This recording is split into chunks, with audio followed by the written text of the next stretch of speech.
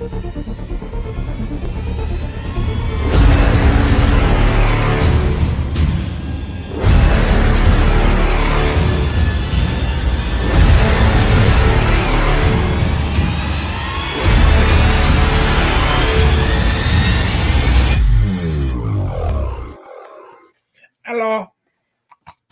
Everybody, Hey. made it just in time. Yeah, just in the wire. Intro playing and everything, and then he just comes screaming in there last minute. So, make my fun. That's probably Tim. Tim went crawling right when we were leaving. Gord, hey, Zarek, hey, Chad, yo, how's it going? I'm decapitating the truck here. Excellent. I have a question right now. You have a question for it right now? What was the voltage? I haven't done that yet. All right. I actually have. Okay, so this is I haven't even taken the batteries out of the trucks yet. Perfect. So here we go. So for everybody that's wondering what the heck I'm talking about, Travis and I took the twins out for a little crawl. One with the 5-slot, one with the 3-slot motor. They may not, and let's remind everybody who the twins are. Barney and Krista. Yes, crazy Krista. So we got some cars that are exactly the same, and we're doing some testing. Yes, we are. And so right now, we are...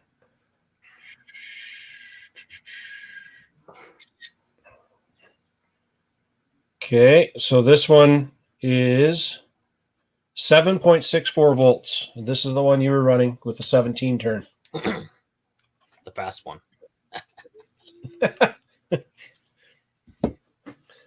Okay, so that's that guy. I'll move him out of the way for a minute.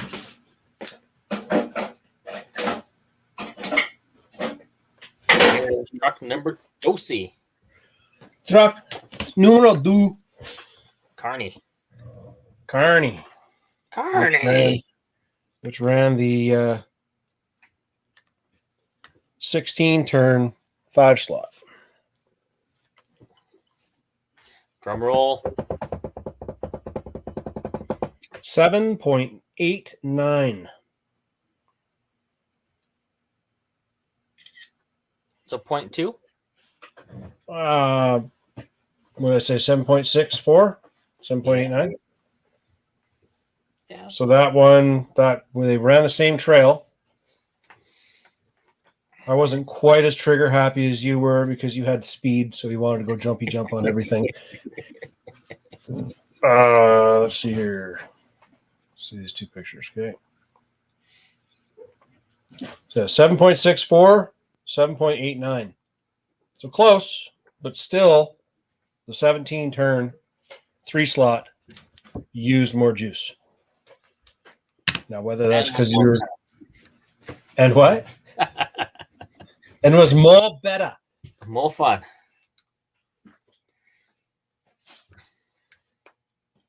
Okay, so We'll see more of that. We'll see a lot more of that. So we got something else we're going to do while we're chit-chatting here. I am going to... Wrong screw. I'm going to pull apart these two motors. Uh-oh. And while we're on the live here, I'm going to show the difference between the 5-slot armature and the 3. Like visually, so you guys can see it with your eyes, your eyeballs. They lie. Well, maybe your computer screen, but close. So, Aaron, what is your favorite season for Garcine? It's coming up right soon. Yeah. On-road, indoor. Mr. Go Fast gets to go fast and stay warm. Yeah. I like it the best. I like how it's consistent. Every time you go into the gymnasium, it's the same. Traction, relatively the same. Right. Consistency is key. If you want to go fast. You gotta go fast. Have fun. Variety is the spice of life.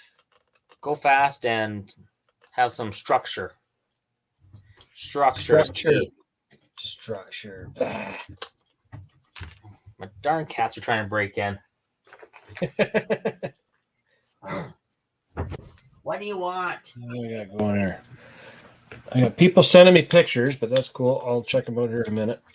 I'm just trying to fight and wrestle this damn motor out. Let me get it out. This is a culprit right here. Wherever. Oh, there it is, right there. There's a sweet Thor. That's Say you, right, Thor. Thor. Thor. Got 2 cats, brothers. One's Thor, one's Loki. Oh, I see what you did there. Yeah. I think Thor's left home alone all day. So he's Now he angry. needs some attention. So he's angry at you now. He's like, please. But. I'm pretty sure Loki's making some trouble somewhere. Loki's what? Getting in some trouble? Yeah. Come here, you. Oh, there we go.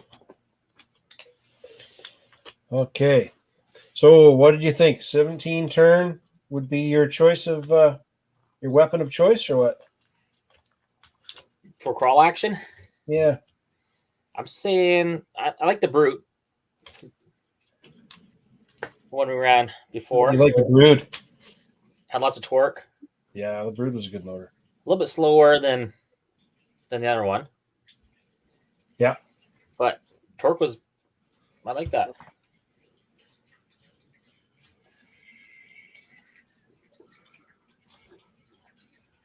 Where's Loki? Gord wants to know. Winter bashing is his favorite time. I'm not a cold weather person. Me neither. It's not like the gym. It's warm. Okay, I can be a cold weather person, but I just don't tend to have very much fun. Unless it's on a snow bike or something else that's got lots of vroom vroom and I'm busting my butt because then I'm sweating moving around. Okay, so here's 17 turn and 16 turn 5 slots. Let's pop these end bells off here. So everybody's kids went back to school today. I don't know about you guys, but I am one happy camper. My wife, not so much. She's a teacher. the only person who didn't really fully appreciate kids going back to school. Put up with your brats. Yeah. That's right. Where do my nice little pliers go? I think the kids are more behaved around other people than their own parents. They tend to be, yeah. It's like, I'm around my parents. I'm going to misbehave. I'm going to push your buttons. Yeah, I'll push your buttons. I push your buttons, you little turds. Brush. Dum dum dum dum dum dum dum dum. Trying to do this very delicately. Uh-oh. Don't break it. Oh, God. Oh, God.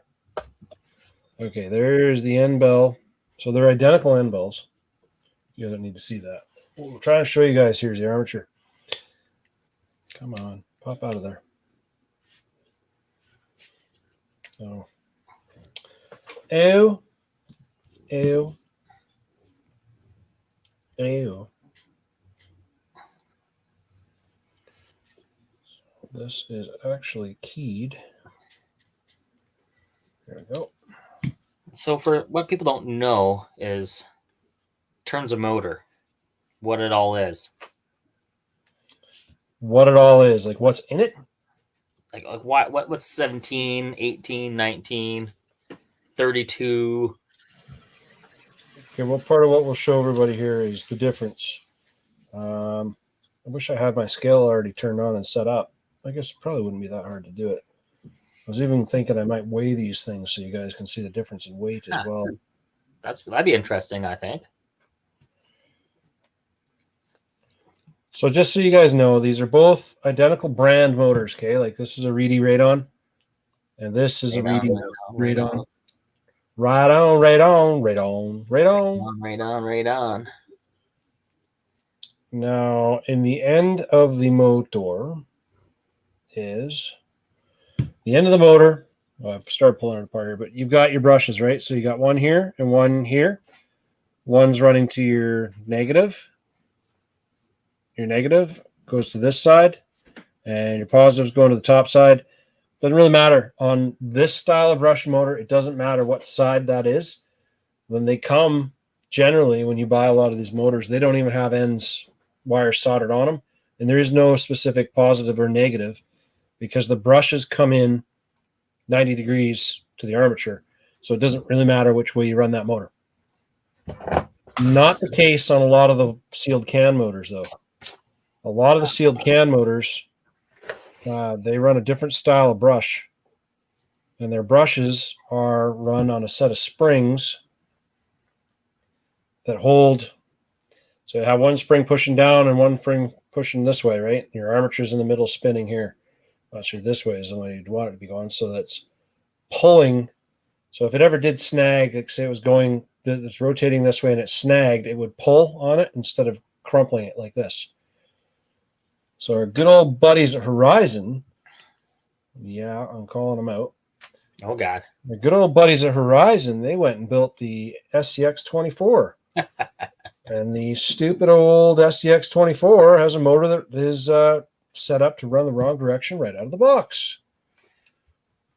Yeah, it just folds those little arms. They're tiny in that little 24 motor. I don't know how much more brain dead you can be than I just go this. design. Yeah. Just stupid. I had to pull one apart to see what's going on with that. I was like, I gotta see what's in there. What's going on? So anyways, that would be the brushes and everything all in a housing on the top. And if you guys ever want to take it apart, you gotta do what Travis did. You take the springs off the brushes. Key. Yeah. Take the springs off the brushes so they don't pop in and get broke or anything by the armature when you pull it out. Then the other thing you got to do with these Reedy motors, not all motors are like this, but most of them will have this ring in here. So this ring is keyed. And you can see it all around here. There's a key here and there's a key here. So this goes into the housing and then is rotated a bit. And that's actually what stops the housing from coming apart. This is part of what locks it in because this part here screws into this part here on these motors. And the rebuildable brood motor is the same way. Yes. So found out. First thing I got to show you right now, just to give you guys a bit of a heads up. And I'm not going to mix these up. Okay. This is the ring that was in the 16 turn, 5 slot. Okay. This is the ring that is in the 17 turn, 3 slot. Huh. They are not the same size. Okay. Interesting. I may never get these things back together. Okay. Anyway, so now I'm going to show you guys. I don't know if you guys can see it well. I'm hoping you can. I think it's going to be pretty obvious. Make it bigger. Hold on a second. Yeah, put this at a better angle here. And I'm going to make me bigger. Boom. Okay. Can you see those motors? There we go. 3 and 5er. So this one here is the 3. This one here is the 5.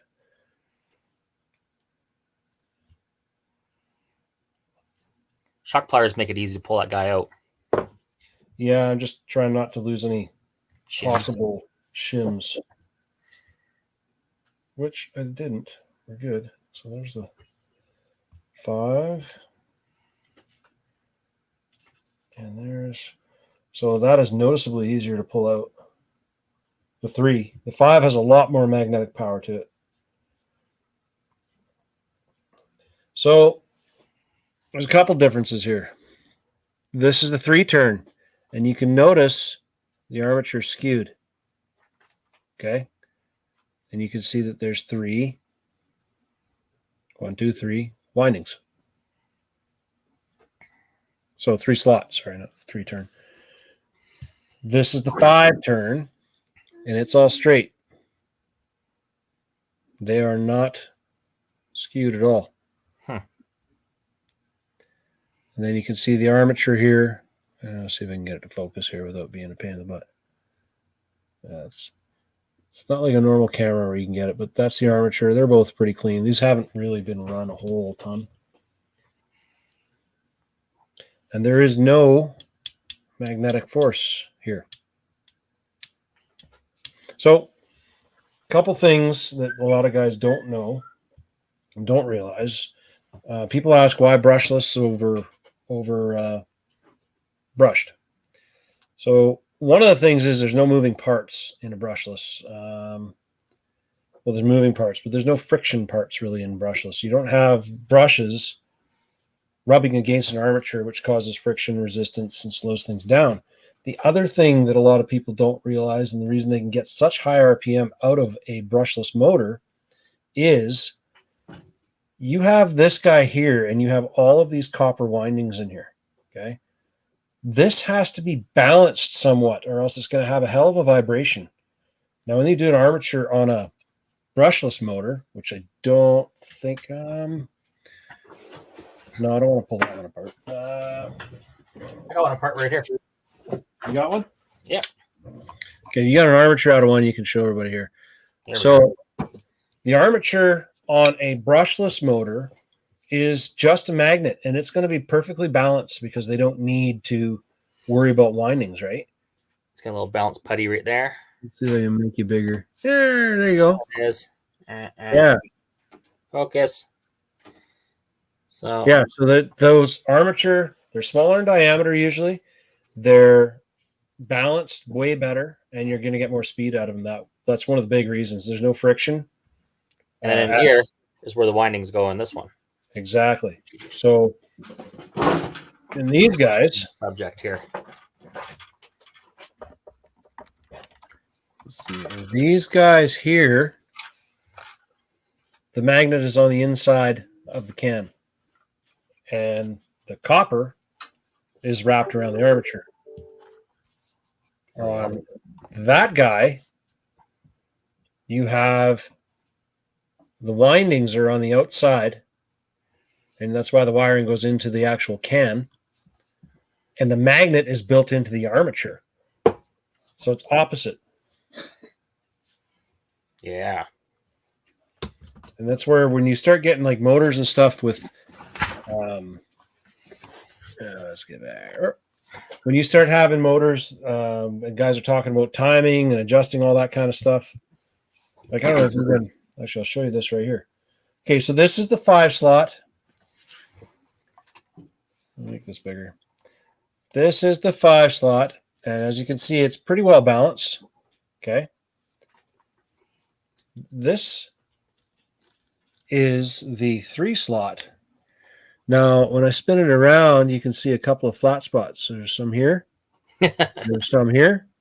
These are all spots where they've ground it out a little bit to balance this armature. So they've had to go in and balance this thing after the copper was wound on it. There's actually some pretty big sections that have been taken out of this. So, and then I'm going to see if we can compare the size of the magnets. The magnets are pretty much the same. There's not really a lot of difference in the magnets. Just 2 in each one? Yeah, just 2 in each one. And the housings are the same. Right? I don't remember which ones were. So yeah, anybody got any questions? Alternating current? No, Steve. This is DC current. So it's continuous current going through. Yes, 5 slot has more torque. 3 slot has more RPM. Most of that is because the current flows through less winding. With the more current, the current flows through faster, causing it to get more RPM. Somewhat. Yeah, so More brushes. electricity only has to travel, around that, like a 1.5 or 2.5 turn goes around twice Yes. and back. So power has to go very short, but not much torque. You want more torque, you need more windings in there, and it's usually Right. small wire too. Right. What he said. Whereas racing motors, they have a certain size of winding they can use. So the wire has to be a certain gauge for this motor to make it race legal. All the meat specs, right? Because if you got the bigger wire, it's like a garden hose, the more flow it gets. So if I look at my 17-turn motor compared to my 5-turn motor, wherever that got to, the wire is actually thicker in the 5-turn motor.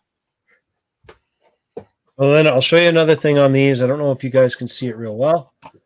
On here, on this motor, you can kind of see it. If you look really closely, it almost looks, it's not all shiny all the way around this armature. There's a little burn mark there. There's another little burn mark there. Another little burn mark there.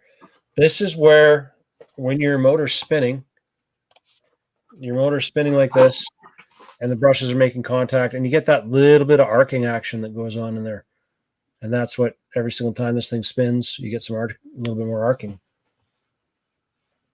Whereas with a brushless motor, you don't have that at all. The power is controlled via computer. And that's why there's 3 wires going in. There's 3 wires going in. And then when those 3 wires are going, the ESC is sending a pulse to each wire. And it's alternating and swapping around. And then when you do things like advance your timing or any of that kind of stuff electronically in the ESC, instead of doing it mechanically on the end bell, this motor is a fixed timing motor. I got one in here. Here it is. So here's a V10. So this motor here has a timing you can adjust on the end bell, right? You need to tune in right there. You can see little marks there. And this whole end can be rotated. So when you rotate that end, you're changing the timing in this motor. And this one here has markings that go up to 60 degrees, I believe. Yeah. Negative 30 degrees all the way up to 60, or 30 degrees to 60 degrees. And that's where, if you watch the video that Aaron did with the motor analyzer, where he tunes one up, because the markings that are on the motor are not actually the timing. They're just a stamped in number. They're not exactly measured and precise. So if you're looking for 20 degrees timing, because that's where your sweet spot is, you might not actually be getting 20 degrees timing, because you might be getting like 16 and a half. But you need to put it on an analyzer to find that out. You really do. What a lot of people don't understand is that in a motor that has the adjustable timing, where the windings are, that makes an electromagnet, right? That's what makes the magnet spin. Yes. So those are fixed inside the case. So when you change the timing, you're changing when it fires as it passes by that one magnet or that one electromagnet. So when it pulses, the motor spun the right spot, and bam, power goes through. Oh, fuck. I was going to measure this, wasn't I? Oh, you're going to scale. Wait. Never mind. I won't put this all the way back together yet. I'm going to wait. I got to find my scale. There it is. Oh. This will turn on with just one, right? Yeah.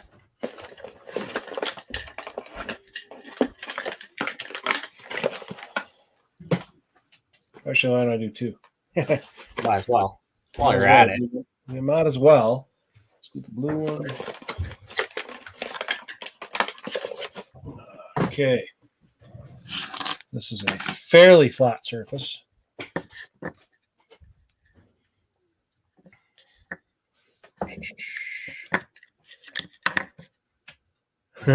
Chad says he's only got brushless. That's all you need. That's because brushless is basically the only stuff that really, if you're into racing and going stupid fast, brushless is the way to be. If you want low speed crawlability and fine motor control at lower RPMs, then brushed is pretty damn good too. Well, I think I'd go with, some of that nice hobby wing stuff. Yes, that's where we start getting into Cool stuff. cool stuff. And that's where your difference comes in with stuff like censored as opposed to sensorless. Censored. Oh, geez. Okay, so everything is on this still. Take this one out of here. Shim and everything is on. This one still too. Okay.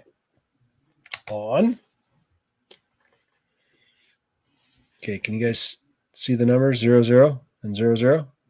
You gotta make it bigger. Rub it. Rub it. Make it Make bigger. it bigger. I want to Okay. see this too. Okay, make it bigger. Okay. Okay, now can you guys read that? 00 and 0. I don't want to pull the cables. So okay, and total weight between the two. So this is the orange one. The orange one I'm going to put the 5 slot on here, and this will be the one that's going to be the 3 slot. Okay, so 3 slot. And 5 slot.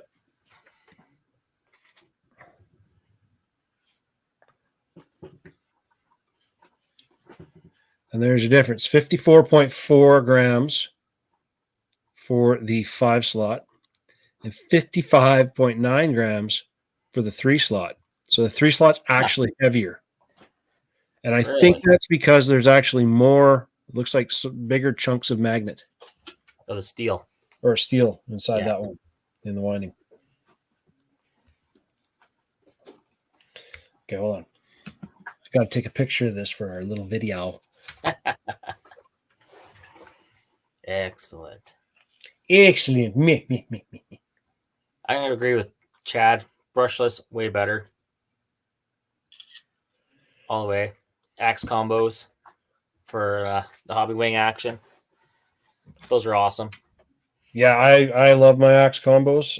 Haven't had a chance to run my Spectrum one yet, which is basically a hobby wing combo with a different name.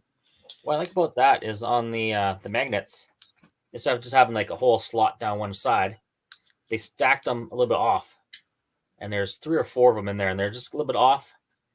It makes it nice and smooth when it goes through that cycle. Yeah. And they go all awesome, ultra smooth, and there's some cool stuff with them. So like I was saying, there's that wire, that metal piece, and you kind of have to get it in here and rotate it to lock it in so that it holds its spot.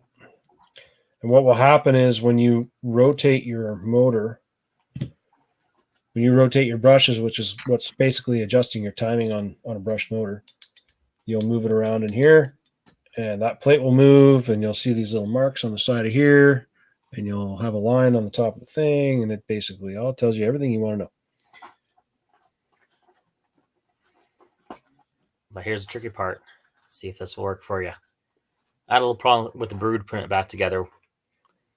So I actually put the 2 screws into that piece and then found where it cammed through and very trickily got to lock in properly. Which you can still get it, off angle a little bit. It doesn't quite lock in there right. And then I take it all apart, do it again. Yeah. Fun times.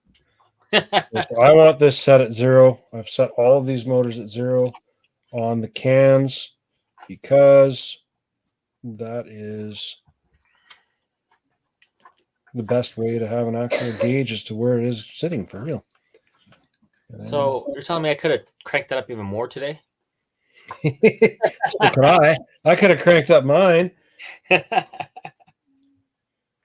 so we got this guy here.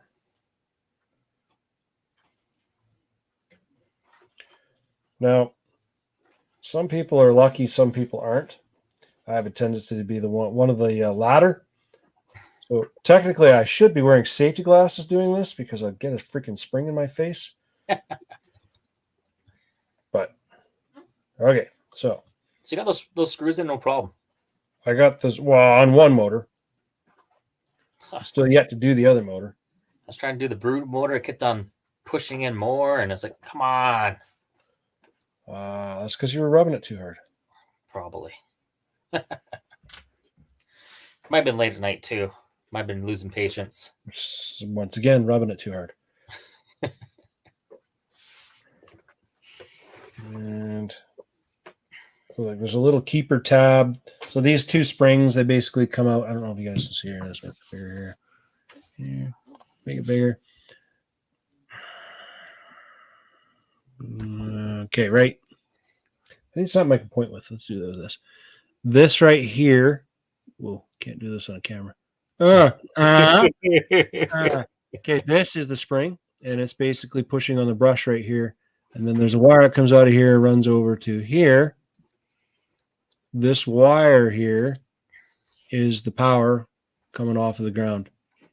So negatives going to here, goes into that. It's a flexible wire. I have a couple motors where the brushes got snagged because Buddy put it in wrong. Usually the higher end motors, you'll find that they make this winding wire here. I just pulled this one out a bit so you can see it better. Out of a really soft, flexible braided wire. That's so that when the motor's at speed, with a brush motor, the last thing you want is anything causing resistance, not allowing the brushes to make contact. When it starts getting up to really, really high RPMs, it actually gets going so fast it pushes the brushes out and it holds them out for a little bit because the RPM is going so fast. It's kind of it's just like if you go over washboard, if you go over it fast, you kind of jump the gaps and your wheels stay above that. And if you slow down, you drop down in every single hole. Same idea. Okay, so I got that one back together with people talking to me and distracting me and ouch. Okay, don't pinch finger. Got the shims in there? Yeah, the shims never came off. They actually stuck onto the shaft, which I'm pretty lucky. And I don't see any shims laying around here that aren't supposed to be here, so I'm pretty sure they all made it. It survived Travis. Ryan loves his axe combos. However, I think he's gonna give the Copperhead a try. Is he? Yeah. Well, that's one of the next things that the Testy Twins are going to get here. I'm going to do a bunch of motor tests with the Testy Twins first. And then once we've done all these motor tests, then I'm going to start doing some ESC tests with them. And then from the ESC tests, I'm probably going to do a comparison of brushed to brushless. And then I'm going to do some comparisons of brushless combos directly. So we're going to put the Mamba X. The first ESC combo I'm going to do is a comparison of the Mamba X with a 3800 kV brushless motor and the Copperhead with a 3800 kV brushless motor. 3800 or 20 or whatever I have two of. That's the key. I got to have two of them. If I don't have two, yeah, if I don't have two, it's not going to work. Well, you got to have the Copperhead, the Mamba, then you got to have the Hobby Wang. And then... Well, I have all of those. Yeah. I just happen to have them in different vehicles. Well, we're going to start gutting some vehicles here pretty soon. No. Gutting them all. No. Butcher's going to come over. We're gutting. No. Yeah. So Jordan, he's late. He wants to know what he missed. He missed the comparison of the 3-slot versus 5-slot. You missed all the cool stuff. Motor. Way to go, Jordan. Way to go, Jordan. You missed all the cool stuff. And you have to check out our video later. Our Yes. series. Our series, the Testy Twins series. Yeah, I know how that sounds. Carney and Krista. Carney and Krista. All right, so we got two motors back together. They're spinning without making a bunch of noise. Only 8 extra parts sitting on the bench. You're good. What's that thing? Steve, you know how that is. Jordan, you know how that is. You're a mechanic. Yeah, you look on the ground. You like, used to be a mechanic. You know? Or you just pick up the screw that was on the ground from last time. You just stick it in. That's close enough, right? Yeah, that works. Okay, then let's do this again here. So this is, I guess the only real difference between these two is going to be the wiring, because they're a little bit different wire, but these are factory wired, and I just cut off. So it should be pretty much the same. If it's going to be within a couple grams, I think, is where the difference is going to be. Because the housings both look exactly the same. So once again, we're going to put the 3 slot. The 5 slot's going to be on the orange one. And that's going to be, how can I stand this on here without it falling? There. And then this one. Oh, Jordan. Jordan says extra parts is how he builds up his bolt bin. That's the same thing we do at the store, right, Tim? Oh, God. Okay, so let's make this bigger. So you guys want to see, so the blue is the 3 slot, 167. And the orange is the 5 slot, 172. So that means that there's actually more magnet. And the 5 slot motor is actually heavier, even though when we measured it earlier, the armature difference was like 5 the grams. armature of the 3 slot was heavier, right? Yeah. Not by much. It was like Not 5 by grams. much, but enough. Enough. 17 turn. And 16 turn. Move this over so I can get in the same picture. Cheese. Smile for the camera. So yeah. Okay. Anything else you guys want me to weigh while I'm out here? Well, I'm actually kind of wondering how No, much. I'm not weighing that. What? I'm actually wondering what Carney and Krista weigh. I don't know. What are That's they? not a fair comparison because one's missing a motor now. Oh. I have to put the motor back in first. So I'll put the motor back in while we yammer, and I'll leave the scale out, and then we'll weigh them. But that means I got to pull. I'm gonna have to do it over there on a flat surface because I'll have to do it on the wheels. Well, you just put the body on, put it upside down, put the motor on top. You're close enough. Okay, we could do that. That way we can put another motor in for testing side by side. Yeah. Another motor. Oh, God. That guy. Is that the 550? That's a 550.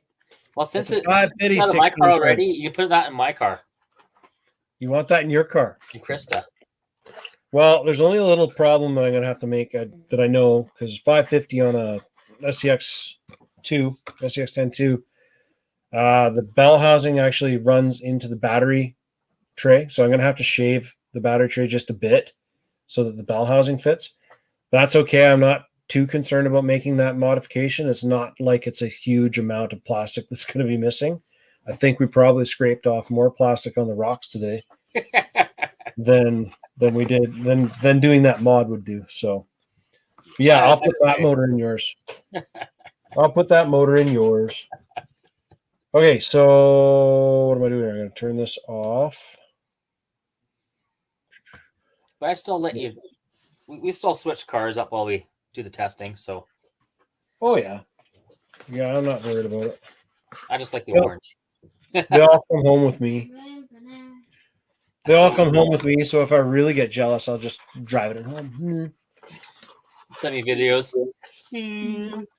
Krista, no.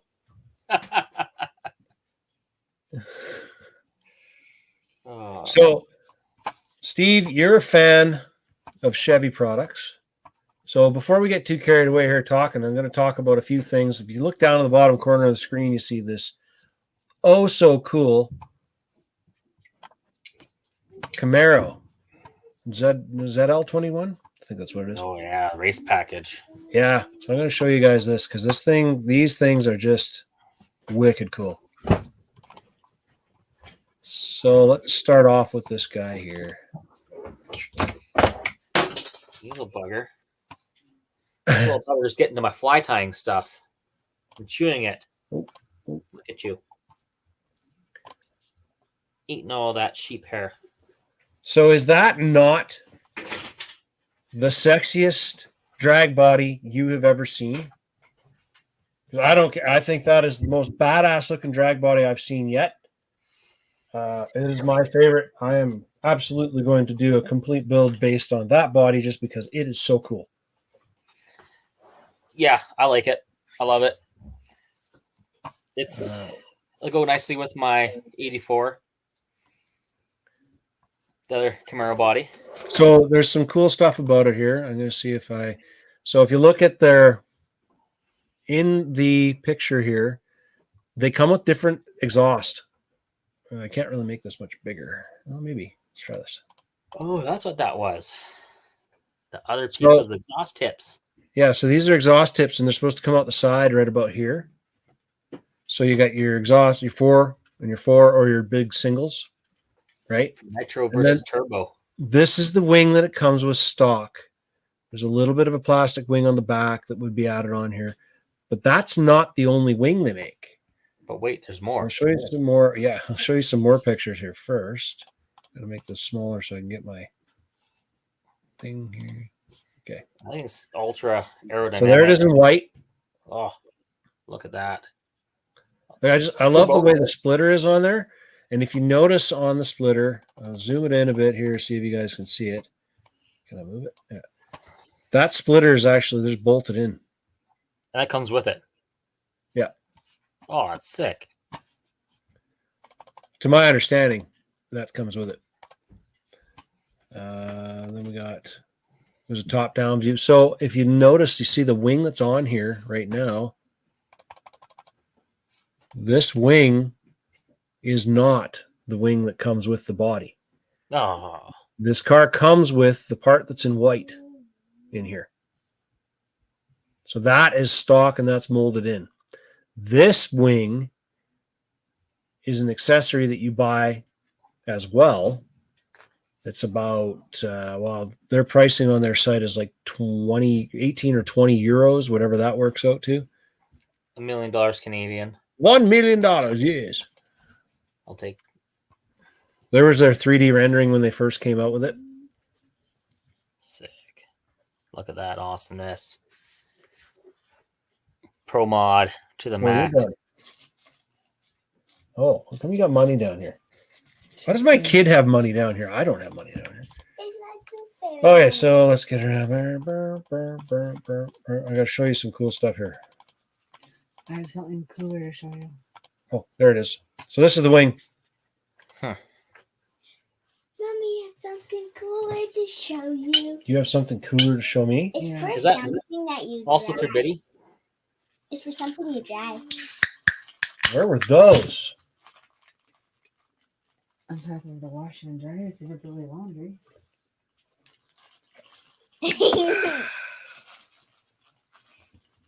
Yeah, I found my keys. I mean, they found my keys. I've only been missing these for over a week, 2 weeks. 2 weeks.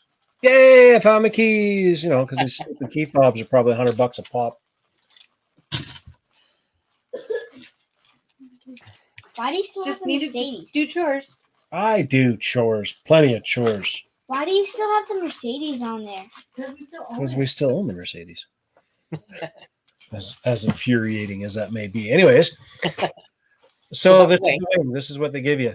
And so if you want that wing, that's what it looks like mounted on the clear body, and you can see how it mounts up. That's also through Biddy, right? That's Biddy, yep. Cool. And what's kind of cool is it tapers in on the Yeah. back. That's Squeezes kinda that neat. air. Squeeze that air. So I like it. I think it's cool. So the other thing I was going to talk about, Macklin's making a DRK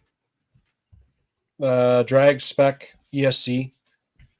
I can't remember what the amperage was, 100 and something, 180. A lot of amperage. Programmable, all these features, all this stuff. Well, guess what? Reedy is now making a drag specific ESC. 160 amp rating. It is censored. There's a little bit of programmability to it. It's not exactly as programmable as the Macklin or the Tekken is, but it's up there. Well, one thing I find with that is for the average person, even like myself, that's just too many settings to be playing with.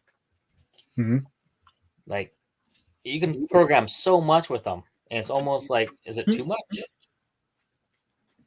Mind you, if you can tune it well, if you understand it and do awesome tuning, it's awesome. Tim says he's still waiting for the Super so he can make it look good. Wrong. Nobody can make a Supra look good. That's it. There's no such thing as a good-looking Supra. It looks good. It's just that one picture, one bad picture, and you're like, yeah, it's ruined. It's crap. Turd.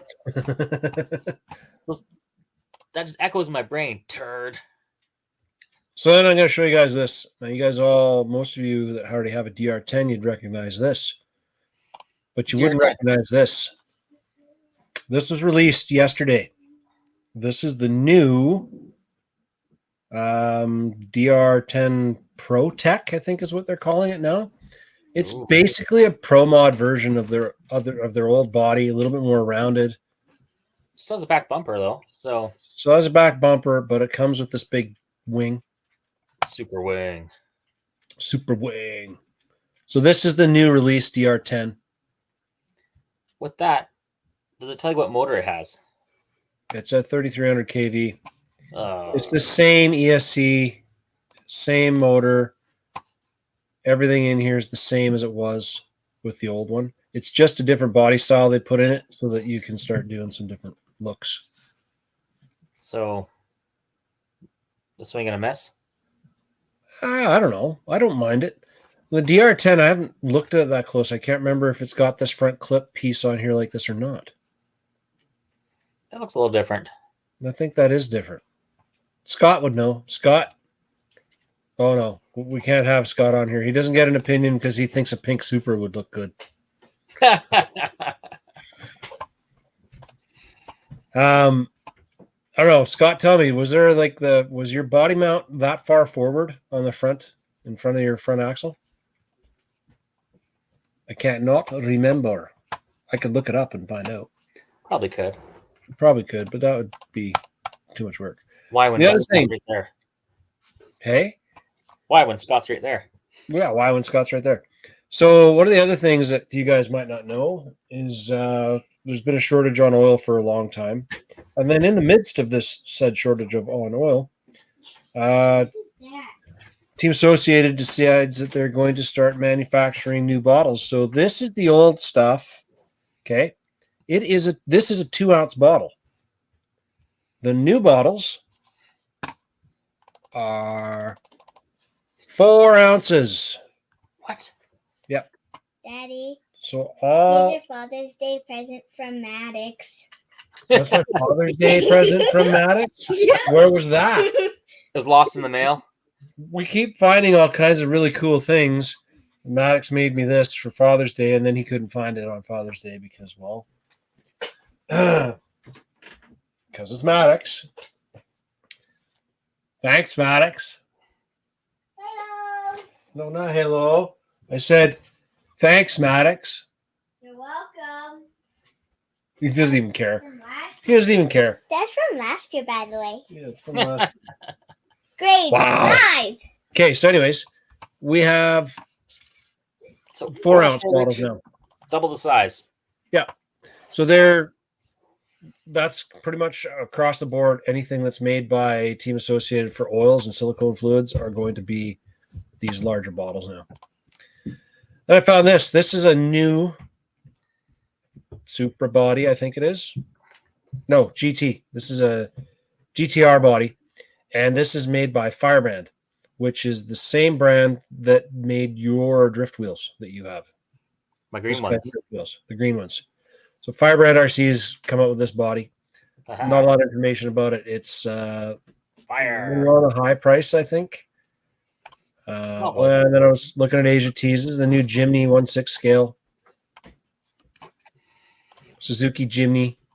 That thing looks awfully draggy. Chintzy. like low to the And then ground. Hot Racing has come out with a full locker for the DR10. So it fits in here and just totally replaces the all the spider gears and just slides in. Yeah, I don't think that's going to work for what we're working on. No? Like, if you're going to put that in there, you need to have lots of traction. It has to be like crazy traction. True.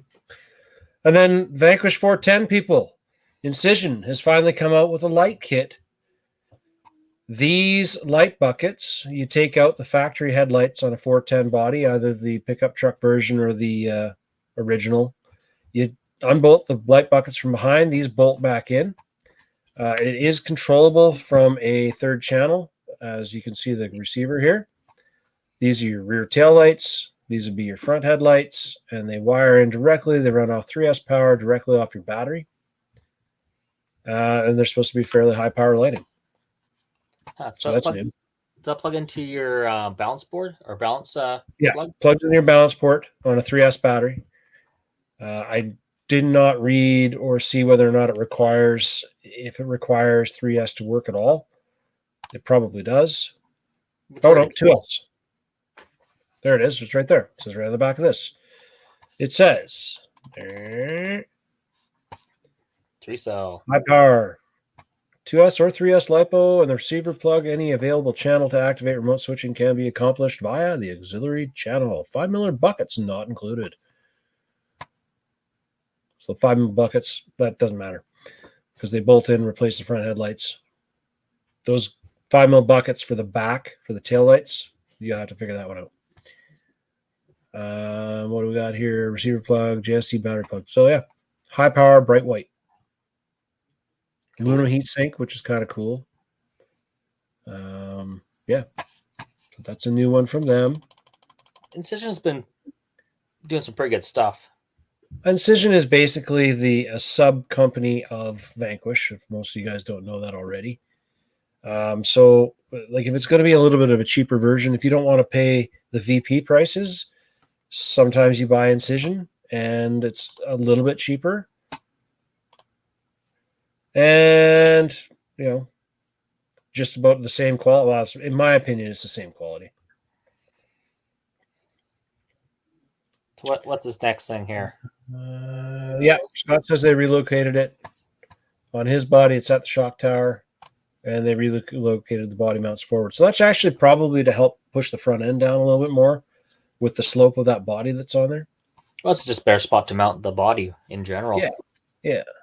So anyways, then we're on to the next thing. So Reefs has released a new servo horn. This is their high lift servo horn. So it is basically a little taller than the old style. It's a 25 tooth spline still. It's a deeper, so your screw in sets into here and it's deeper and it raises the whole thing up. Reason they made this was largely for guys running stuff like the SCX 10.2s and those where the curve of the frame comes down and your servo horn. Well, we encountered that today when we were running that other truck. That was me today. Yeah. So this is somewhat of a fix, but it's not necessarily a fix because then you start encountering clearance issues with your panhard bar. So that causes more issues. One fix makes a bigger problem on another fix, right? So there's that. Now, seeing as we're busy playing with scales and stuff, let me show you the sexy newness from Sky RC. Oh, yeah. Isn't that sexy? No wires. No wires, no nothing. Throw it on the table, turn on the app, screenshot your weights. You got everything figured out. Boom, boom, bang, done. Oh. And you don't have this mess of tangled wires. And freaking wires and mine's tangled up somewhere. Right? No, so is mine. Mine sits in the box. And so anyways, this is a new one. And it's pretty cool. It's just released so far, but it's not available from very many of my suppliers. I think they had a pre-order run, and that was about it so far. So they'll be out. We will stock them when they're in stock. Well, it's got to have my name on it. So here's another thing you'll like. This one's for Aaron. Sky RC has now released also a tire warmer. Runs on 4S LiPo. Now, this setup that they're showing here is actually the one that is made for 110th RC on-road cars. Okay, now they do make another set. So basically, you've got your fronts, front right, front left. Display telling you what the temperatures have been set to. Your control board and everything. It runs on 4S LiPo or DC input. I think it comes with a DC wire, but it's basically just like a battery wire. So it runs off a 12-volt battery. And then your rear right warming cups. It's got over temp protection and such. I think with this one here, you can set the front and rear for different temperatures as well. Yes, you can. But that's no good for drag racing. Let me find the picture. Uh-oh, maybe I didn't get the picture. Oh, that's right. I couldn't get the picture. Horse blankets. Yes, so there's horse blanket ones. And I'll find the picture for you in a second when I'm not going through this picture thing, because I couldn't download it because it's a copyrighted picture for some weird reason. This isn't, but the other one is. Anyways, it goes around your tire, and it's like a Velcro. And it's made for the 1/8 buggies. And the 1/8 buggy tire is going to be the same size as a short course tire. So you'll be able to use it for doing things like warming up your drag tires. Yeah. Right? This is the Vanquish. Nope, this is the SSD Rift locking spool for all the way around. Front diff, rear diff, and center diff. So they just released that. There's our drag body again. Super cool looking. And I think that's all the new pictures I had. I think I pretty much want almost everything you showed. I want the body. I want scales. I kind of want to upgrade my warmers.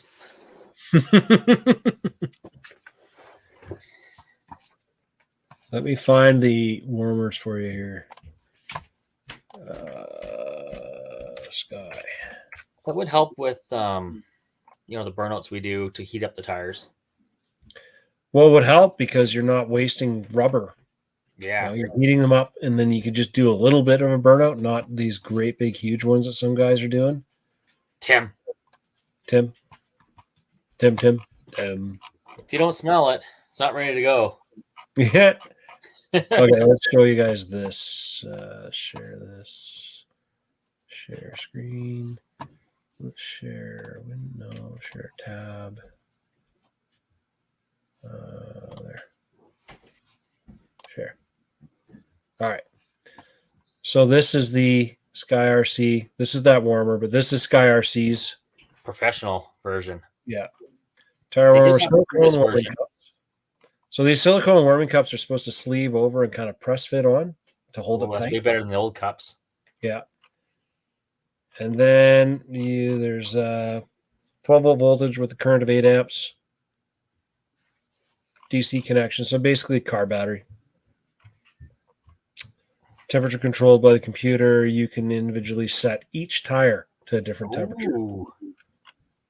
And let's get to the fancy picture of the, here it is. It's the 1/8 warming belts. So there. So that's what the warming belts look like. Same thing, but just different. Same thing, but completely different. The ones I have look like that, but they're for the 10th scale. Yeah.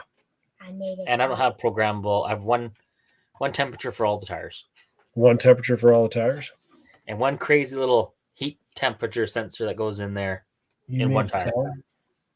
Keenan made a song. Are you going to perform it? Short song. Really, really short song. Are you going to perform it in front of all these millions of viewers? It's a really short song. I need it in school if you have a bad class. Okay, what is it? Uh-oh. I hate this class. This class is a big ass. But the teacher is quite fine. Okay, there we go. So that album will be breaking in the next 15 years, so you guys stay tuned for that.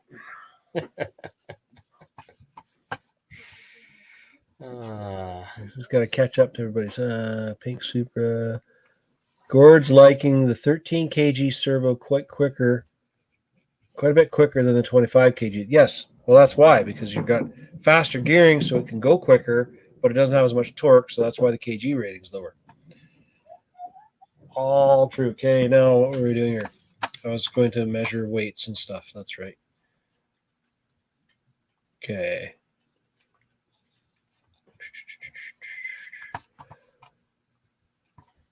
So, what was I thinking? There's something else I was thinking. Racing tomorrow night. Aaron, Tomorrow go. night, racing. Travis won't be there, but I got all the stuff in the back of my truck. So let's get there earlier. Try to do Sept at like 5:30, I'm thinking. Try is the key. Try. word. And hopefully that weather stays nice tomorrow. Not sure what the forecast is. It changes on the every second. So we will know. As far as I know, we're gonna be doing it until I show up there at 5:30, and that's what's gonna happen. Also, we will be starting indoor season. We're talking about it. I just got confirmed with Green Bay and West Kelowna. So if anybody wants to hop in with me, I'll go there. I run it, so I'm there all the time. So something awesome. It's something even better than the pavement because traction's awesome. It's indoor, is awesome. No cancellations, which is awesome for weather. Don't know about the COVID action. And yeah, it's a good time. But yeah, tomorrow night, run some cars. Okay, so all the guys who don't know where Green Bay is, West Kelowna, across the bridge, down Boucherie Road, if you know where that is. Go across the bridge. There's a gas station on the left. Turn. Fun times. Okay, so trying to get this balanced here so it doesn't fall over. Turn this on. Also, check out Kelowna RC Racing on the Facebook.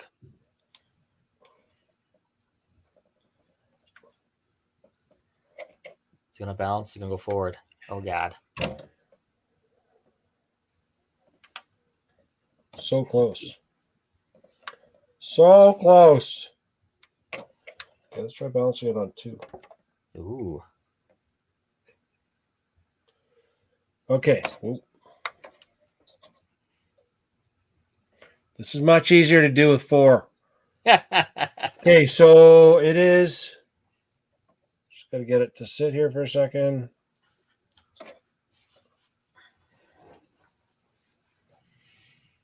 $18.44 is Krista. 1844. 1844 is Krista. That's minus battery because we're running 2 identical batteries, so it's not. Well, we'll double check the batteries in a minute.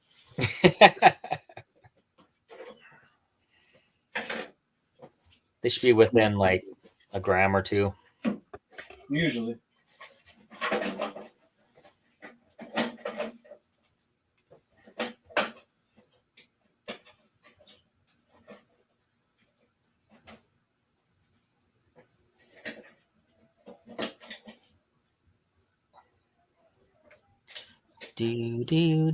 Do.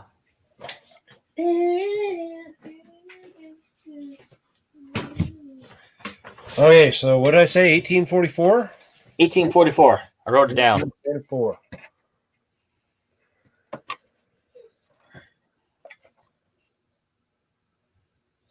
Hold on.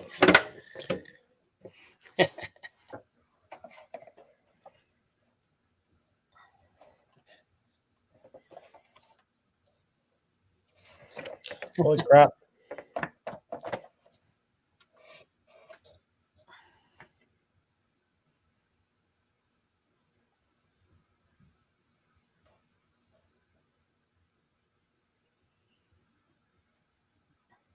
Uh-oh. Sit still. I'm not holding my tongue the right way. No. Clearly. Clearly, I'm not holding my tongue the right way. It's like 1835 or something like that, but it's not settling.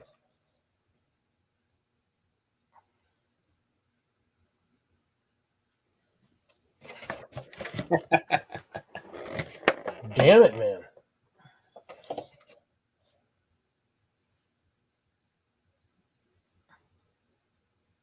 $18.36. 8 grams off. 8 grams off. But that could be because yours might have more cactus in it. Possibly. Oh, just look at had- that. Whopper Wednesday. Uh-oh. Uh-oh. So we hooked a branch, and I broke a metal tab off of the motor. What? It's just flapping there. The branch must have come up underneath and hooked one of those tabs and bent it back so far it broke off. Luckily, I'm not using that tab, so it doesn't hurt anything. It's crazy. But, yeah, it's just one of the tabs. Where did I put that motor? Yeah, there's the 2 tabs here, right? There's the 2 that were soldered onto, one here, and then there's 2 on this side, and one of these tabs right here just bent right off.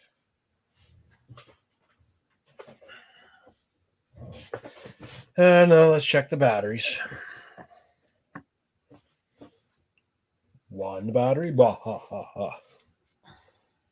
2 batteries, bah ha ha ha. 267.7 and 265.9. So they're out by 2 grams. 2 grams. 2 grams. So, I mean, I don't know how much closer you can get to being exactly the same. So we put the 2 gram heavier one in your car, and then we're good. Right? Yeah, well, hey, yeah, sure. We'll put the 2 gram heavier one in mine because it's a crawler. So I could use that extra weight up front.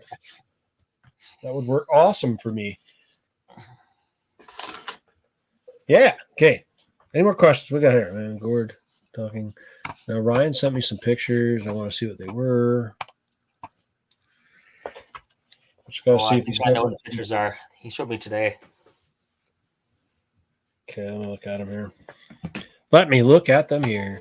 He was playing with something, and he's a little bit on point with these pictures. See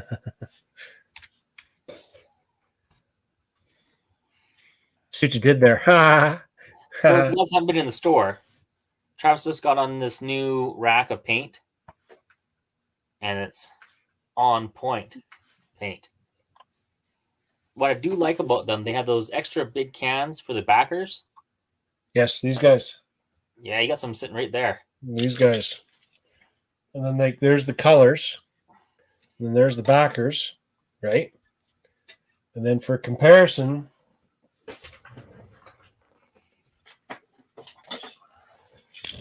there's a Tamiya can. Which was the big can before. Yeah, used to be. And these are actually a little bit cheaper than these tend to be.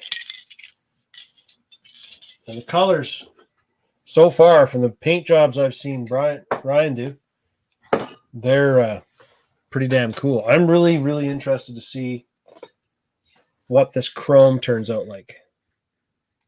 If it turns out like the Spastics chrome does, then that's going to be a hardcore winner.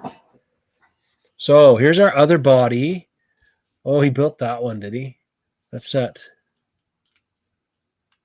Element Ecto body, isn't it? Let's see here. Make it bigger. Oh, no, hold on. Change. Wrong way. Stop that one. Share this one. Share window. Share tab.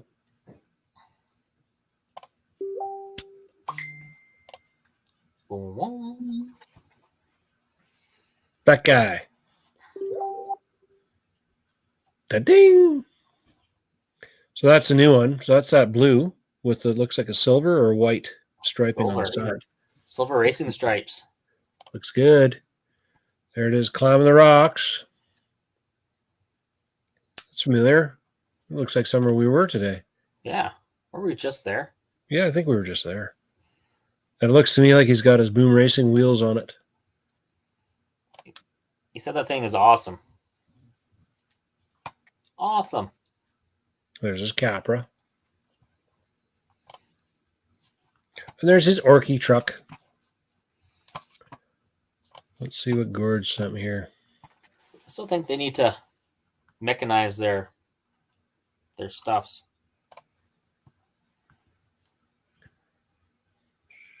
Got a race battery in there. Gord's got a nice battery in there. That's good. But he's going to have to do a little bit of relocating on his battery mounts. Because it's a shorty pack now, right? Shorty pack. So where would you run that? Well, traditionally, you run shorty packs in the mod cars because they don't need as much power. What's that going to do to the handling to run that pack? Because I know when you set up a car, you can see you've got all the weights and stuff up here, and you put it on the scale and you balance it all out and everything.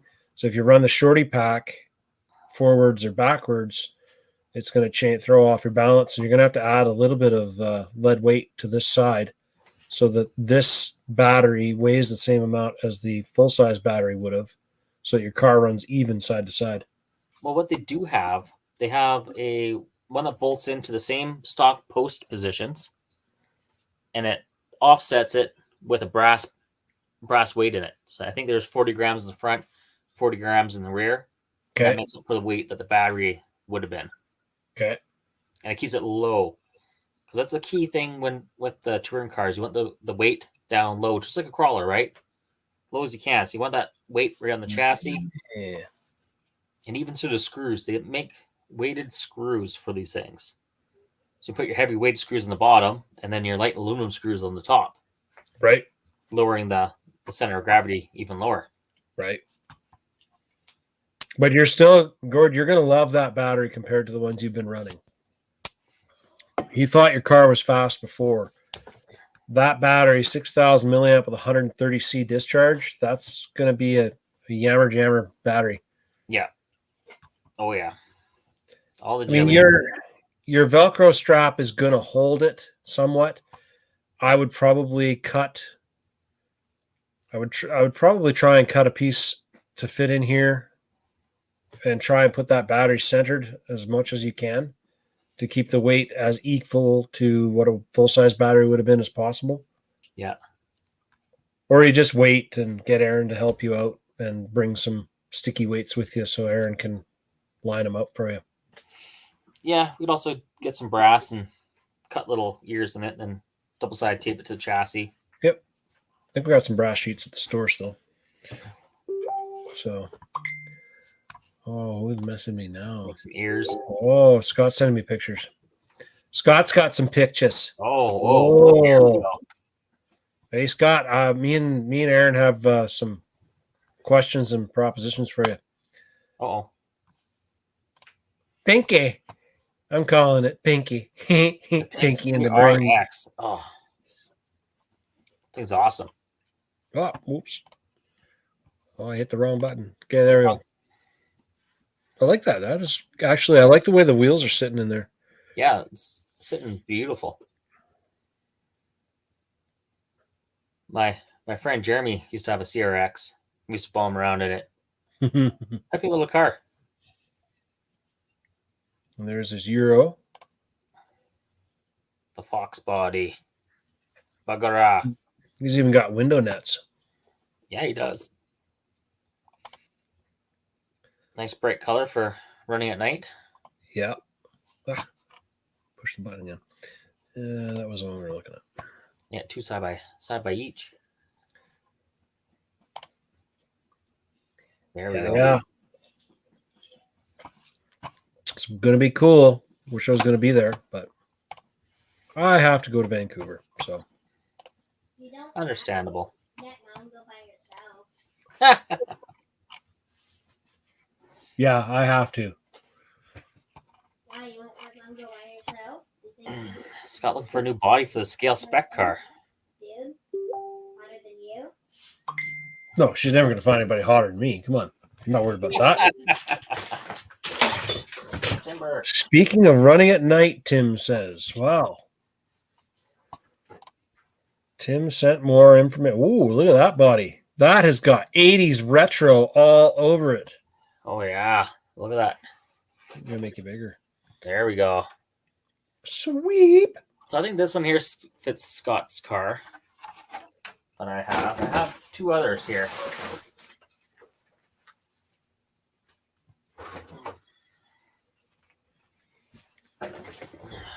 Here we go. Look at that. It's like tribal. Hold on a second. Look at all that sexiness. Yeah. And then, this is usually what the fast guys do for paint jobs. Crazy stuff that are good at painting. Me, I'm not so much good at painting and doing they use the masks on there. Masks and stuff like this here. I think these bodies are actually too wide, but fast mask, I love that stuff. I'm not very good with it. I think these bodies might be too wide, but you have to peel some stupid stickers off. But there's one. It's actually a red cat body, Great cat. but you can peel all that junk off. And then there's this one.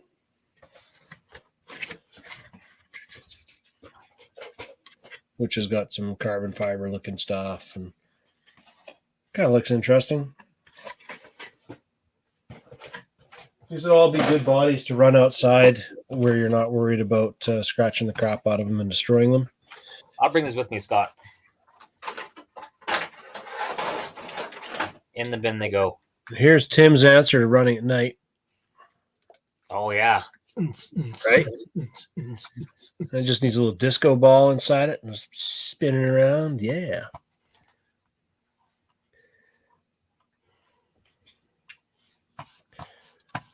The answer. Yeah, I like that. That's cool. And I got lights like that, Scott, but I've got a really bright green one. But I was looking at it, and I think it might actually have to be run on 3S, so it might not work for you because 2S for racing. But I might have another one, the little strip ones that were green, because I was going to put a bunch of green lights on my X-Max, and then I decided not to. So, yeah. That's off a box of lights. Gord says he has no weights. Well, you'll have to figure something out. We'll have to work something out and figure something out. He has lights. Of course he has lights. Gord's always got lights. We have no doubt about Gord having lights. Aha. Might have to pop a couple in my cars.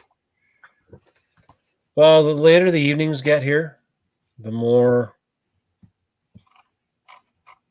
it's getting darker earlier. And with the cloud cover lately, Oh, we're not getting those late evenings like we've had. Monday was all right, but it still got dark, and then I couldn't tell which way my car was pointed. So let's see if we got boom, boom. All right, he's got a bunch of pictures of his boat. Here are Gord's lights. Make this bigger, and boom. Oh God, the 5.0. I don't know if he has sound or no. Oh no, the Popo are on their way. So that's cool for a crawler. That works. And let's find what other pictures we got here. He sent me a bunch of pictures of his boat, I think. I thought I seen he had a light bar in his boat. Oh yeah, he did. He had a light bar on his. Oh, had a light bar on his blast here. You see it right there. There's the light bar on the roof. Yeah. So I think that same light bar is the one that's inside the other truck now. Yes, exactly.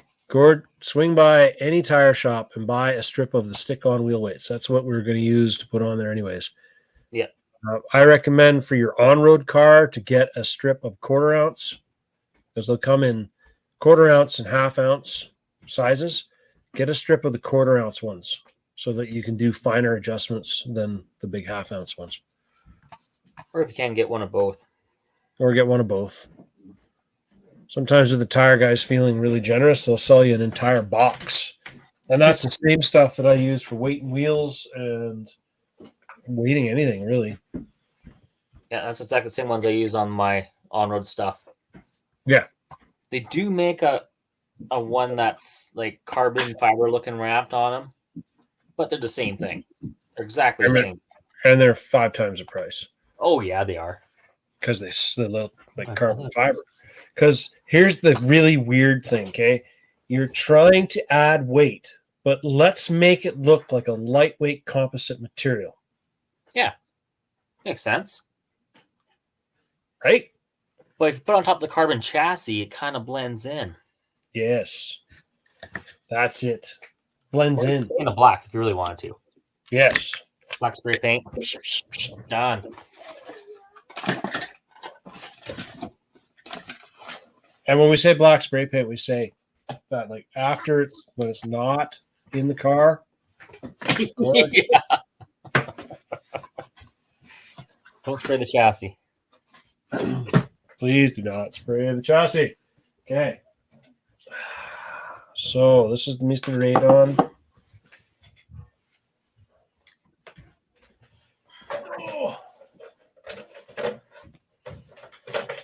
Okay, what are we doing now? That Chris's body. hey, scratch your body. Around.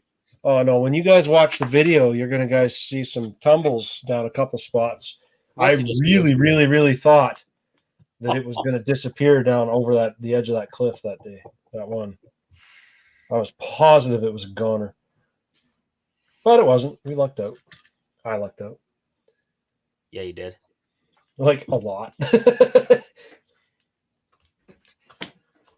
I thought your car's in with a little more than just cactus sticking in it. A few spots. Yeah.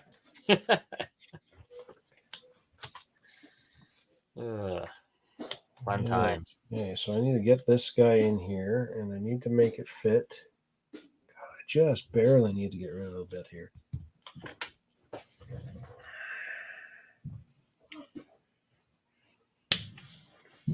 So some 550 action going in. Yeah, we're gonna try some 550 action here. Is that the 3 or 5 slot 550? 5 slot 550. Oh, the torques. It is the Reedy Radon. Let me show you the box. Is probably easier to read. Reedy Radon, 16 turn 550, 5 slot, and rebuildable. High performance, adjustable timing, dual ball bearings, ultra smooth 5 slot armature, blah, blah, blah, blah, blah, blah, blah. See when torque those tires right off, eh? Yeah. All the torques. All the torques, yeah. All the torques. Now, to any of you guys who are watching that know anything about Warhammer or Games Workshop, you are going to see that I am using a ridiculously expensive set of sprue cutters to butcher my RC chassis. Perfect. Why not?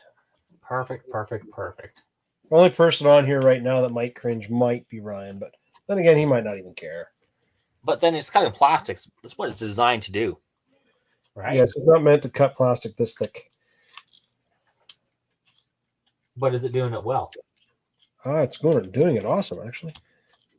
There you go. Don't have one of those. So this will be a good comparison because we'll use this same one. We'll use this chassis to be the one for the when we do our brushless comparison. we'll compare a 550 brushless combo to a 540. Nice.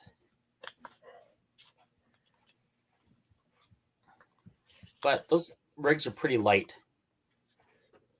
They are very light. So, like 550 is usually what you put in for a heavier rig. 550 is very popular for TRX4s, stuff like A little bit that. heavier. Yes.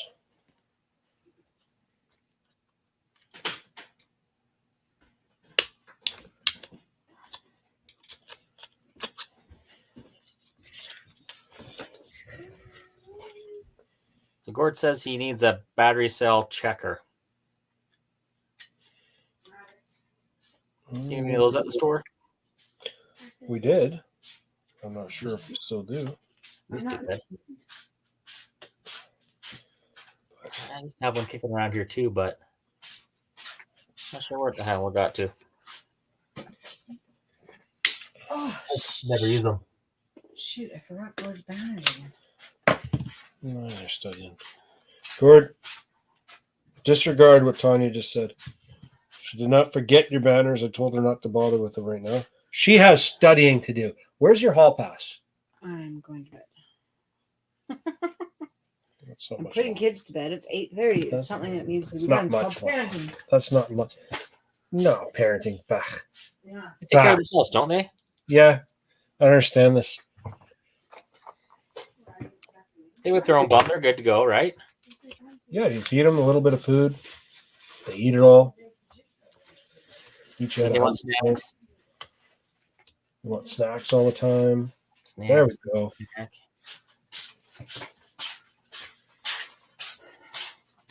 Okay. Two chip bags. Good luck tomorrow or Friday. Hey. I'm just gonna go write the test. Doesn't she sound enthusiastic? Yeah, thanks. Oh, yeah. I'm hoping. I'm a little burnt out. Yep. Why is there packages of seaweed down here? Oh, you need to. Why are there packages of seaweed down here? Yeah. That would be your daughter who's obsessed with seaweed. Does she like snacking on them? Oh, Yeah. Now they're coming Yeah. out. Mason was like that too. they are. Nasty. Yeah, they're nasty. Like she eats it, and then you're like, "What the hell died?" Awesome. Yeah. Yeah, totally awesome. Yeah, Scott, we can show you how to run that charger. It's pretty simple. Pretty much all the earlier chargers are all the same. It's even the same as the new Venom chargers. Okay. Push buttons. Good times.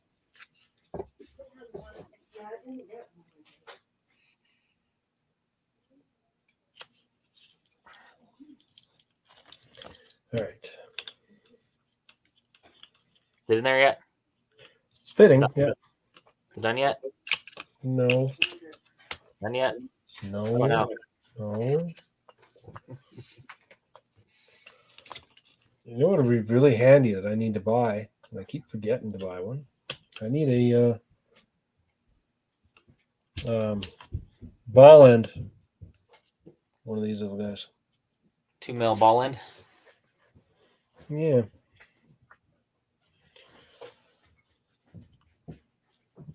Yeah, I took the transmission right out of there earlier today. Yeah, that is the quicker and easier way to do it. Generally, I was trying to cut a corner here, but I don't think it's working for me. Not so much, eh?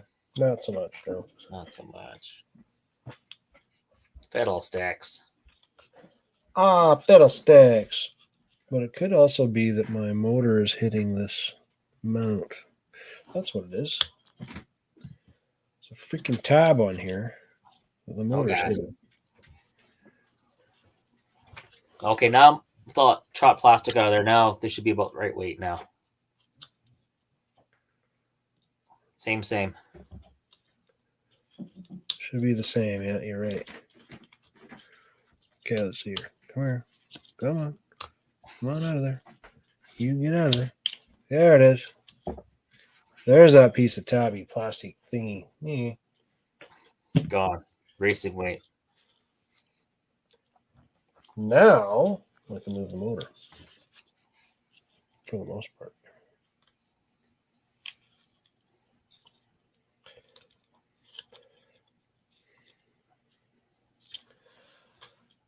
Okay. So I got a question for everybody on here because I think most of these guys are crawlers on here. Yep. When is crawling season over? Is it ever over?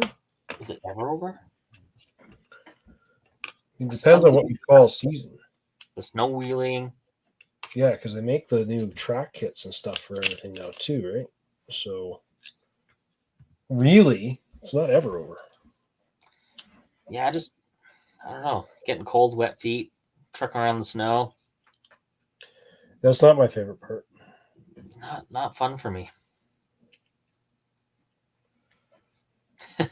No, not fun for you, especially when you're considering that you have the opportunity to go and sit in a nice heated gymnasium and play with your toys. Yeah. It's awesome.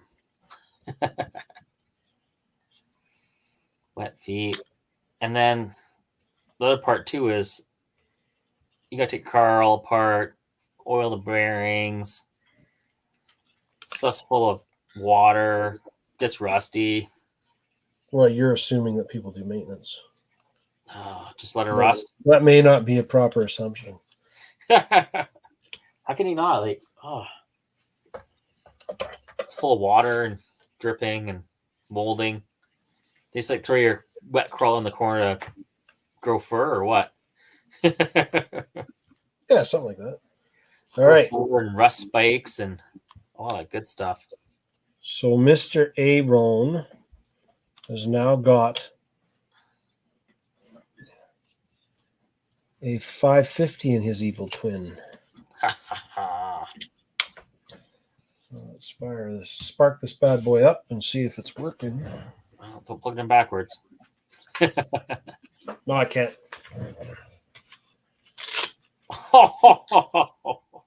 Hey? Like let it rust with half a battery charge. Stars charge your batteries. God. Oh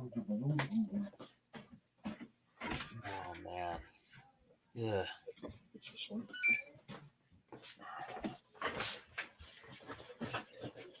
All right, listen to all the torque.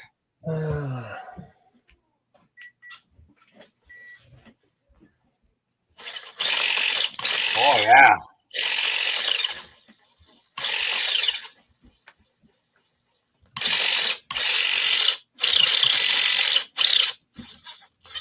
Sparks. Yeah.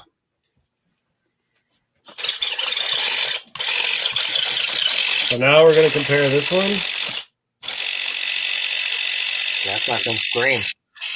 He's a screamer. That's the 550. So next run out will be with 550. Sweet. And it actually fits in there quite nicely when you just got to cut a corner out of the battery tray. Well, you can see right there.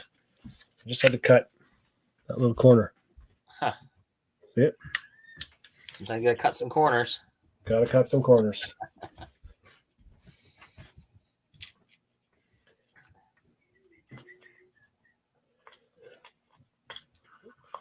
We'll see if this one does the pirouette down the mountainside like mine did. I think Tim says half charge battery is storage charge. True.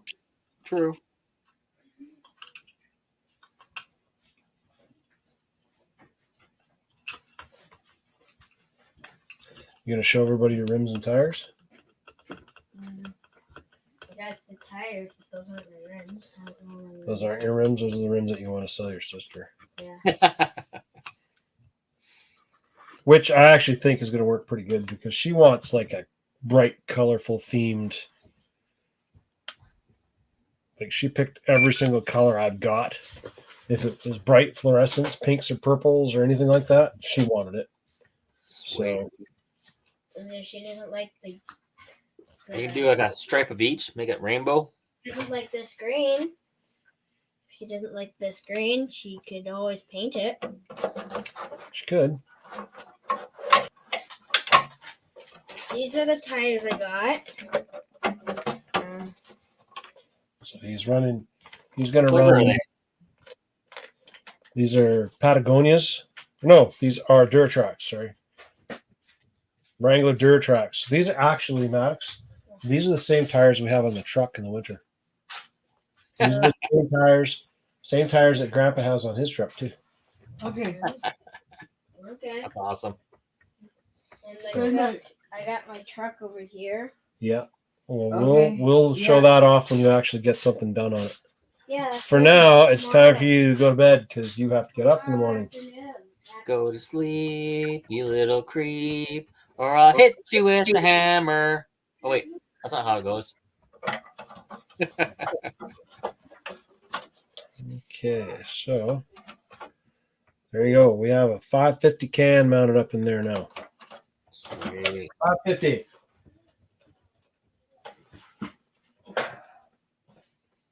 Have all the torques. All the torques. 550 of them. Okay. 550 of them. All 550 of them. Oh. That's how it works, right? 550 can. Yeah. Everything. If it says 550 on the sticker, it's 550 horsepower. It makes it go that fast. Or is it 550 block? Probably.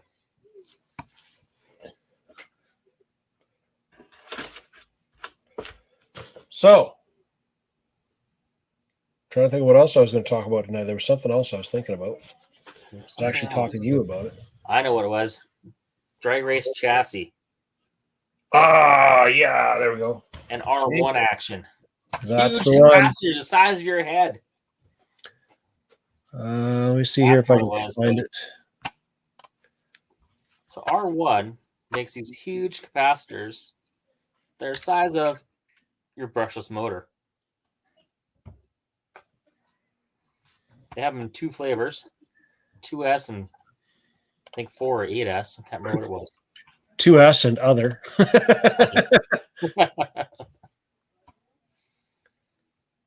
Big and bigger. Let's try their website here real quick. So R1 is a race brand, which is actually this motor sitting right here. Yeah. 17 R1. action. Wow.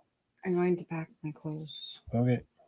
They're actually one of the probably the fastest motor out there today for racing. Right. Even people that are sponsored by other brands will still run this because they want to put the car on the podium. They need lots of power. Not sure exactly how they're doing it because, all it is, winding of some wires and pretty basic, you'd think. See if I can do this. But they found a way.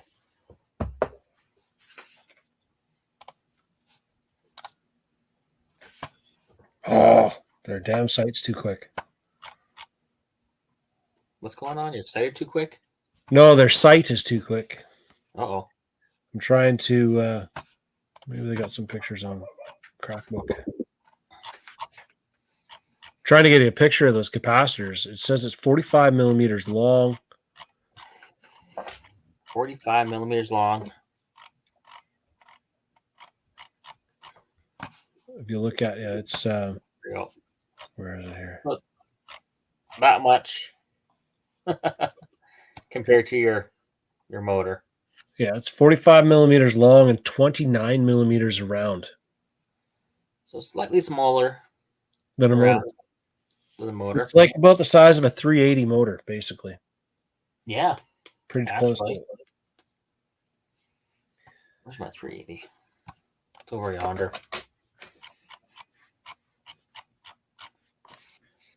I know they've got some stuff in here about it.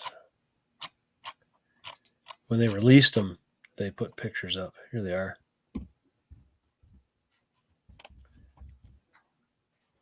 Oh, there we go. Show me the capacitors. Meanwhile, the rest of the world has, little tiny capacitors. Yeah, so they've got one too. They call it micro cap. Oh. Yeah. No one wants to have a mic or anything. So it is. Where did I put the picture? There's a picture. And I'll make this bigger. Move it down. All right. Let's see it. Share. Let's share this guy. Window. That one. Share. So that's the guys. So in comparison, there's your R1 4.5 turn motor. So that's a 540 can, 4.5 turn motor. There's their 60 gram. So this says, I don't know if you guys can read it, but it's a 2S and 4S compatible, 20 volts maximum, 60 grams. This is their mega cap. Ultra low ESR, blah, blah, blah. And then they've got a 30 gram one, which is only 2S compatible. But it's, like they're all, the 60 gram is almost the same size as that 4.5 turn motor. Yeah, it is. 100% And it then, is. then they've got this little guy here that they call it the micro cap, and I can't read what it says on the side. Still huge. Right? Wow. Let's look and see what else we got here for. Orca had they call it a super pack.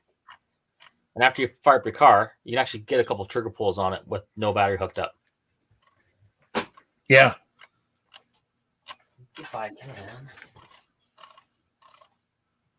Find the car that has it. Not that one. This one? Here we go. Well, I got no controller. Oh. It's out in my kitchen. Out in your kitchen. Yeah. I'm going to go back here to this because these pictures are better. I'm going to go grab it. 'Cause why not? You're going to grab it. Why not? Okay. Why not? Why not? I'm just making these so you guys can see them better because they are going to be hard to see if I do them on the image that they show here. This thing's so badass because it's got the battery is infinitely movable all over the chassis. And then the suspension, the spindles, there's pieces that come up out of the spindles, and actually that's where the body mounts to. So your body, like any wind or anything like that, is actually putting pressure directly on your tires, not on your chassis. Okay. I'll save you guys these pictures so you guys can see them in big, big, glorious imagery. It is called the Axis chassis. And we're going to bring up, I think I got one more picture to save here for you guys. Yeah, there we go. Save and save. And I'm back. oh, quick, run away. Okay, so share. You find them yet? Oh, I found them. I'm just trying to make the pictures better quality here. So, yes, start here.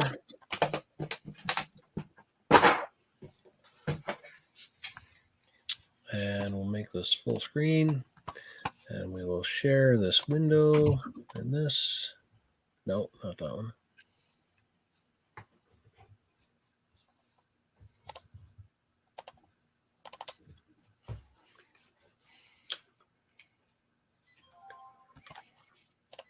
That's not right. Let's try this. A little quick bind action here.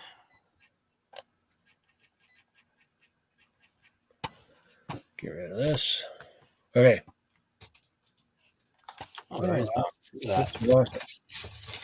That's not the one I wanted. I don't want that. Why is this not doing that right? Share. The picture I was just looking at. Made it all big and everything.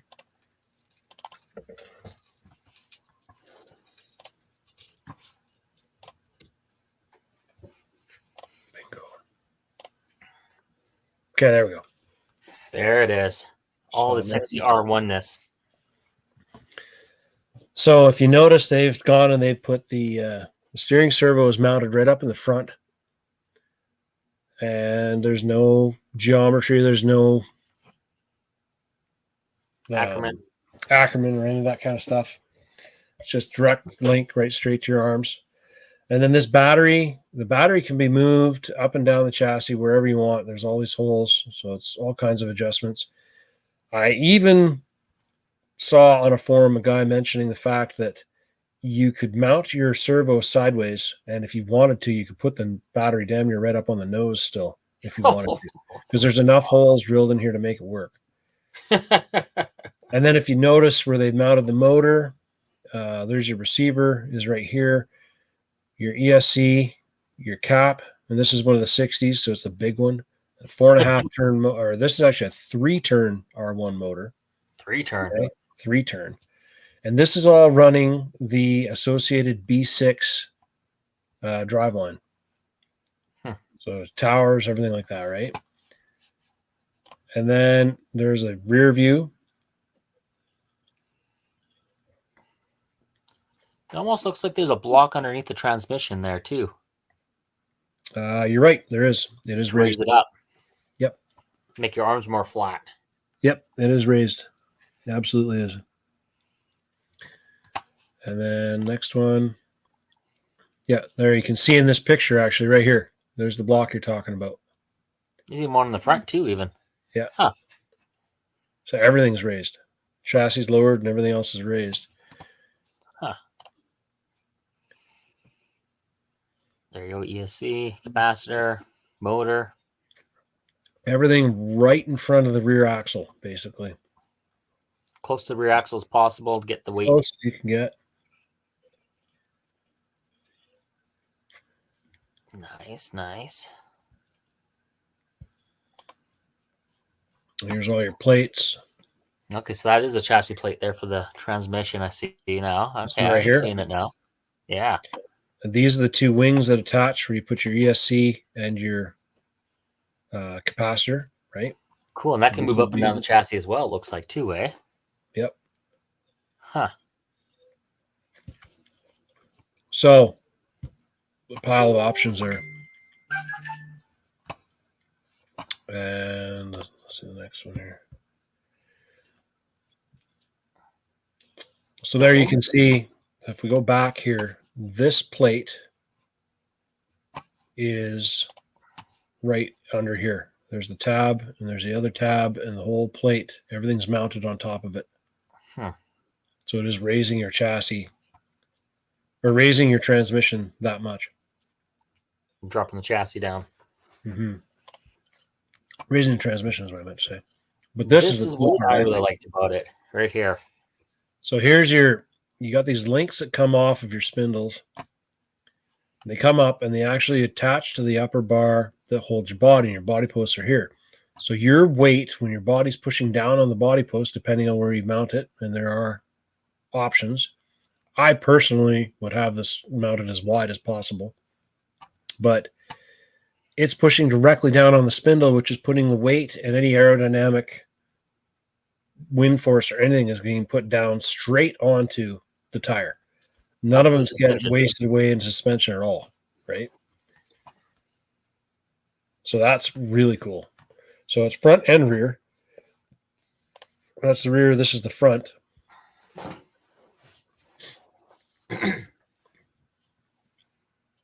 that's awesome. Now, I got to point out that all of these pieces are 3D printed, except for the carbon fiber. This entire upper deck is 3D printed. You can tell by the layering. This entire mount here on the bottom that's holding that servo, that low pro servo, that's all 3D printed. These spindles in here, they're 3D printed. Now, that could be strictly because this is a prototype that they've taken the pictures of. Yeah. Or that could actually be the build quality. Even where the servo mounts here, this whole little upper piece is all 3D printed.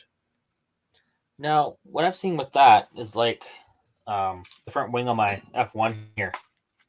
It looks like it's 3D printed. Oh. It looks like it's 3D printed, but it's actually cast. So they 3D printed it, made a cast of it, and then mass produced it. But you can see all the little 3D printed lines going back and forth in it. And yeah. There's a couple things like that I've seen in the past that look 3D printed, but they're casted. And here's what I was talking about with all the different battery, where you want to put your weight and everything on your chassis and all your different configurations you can do. Up and down the chassis.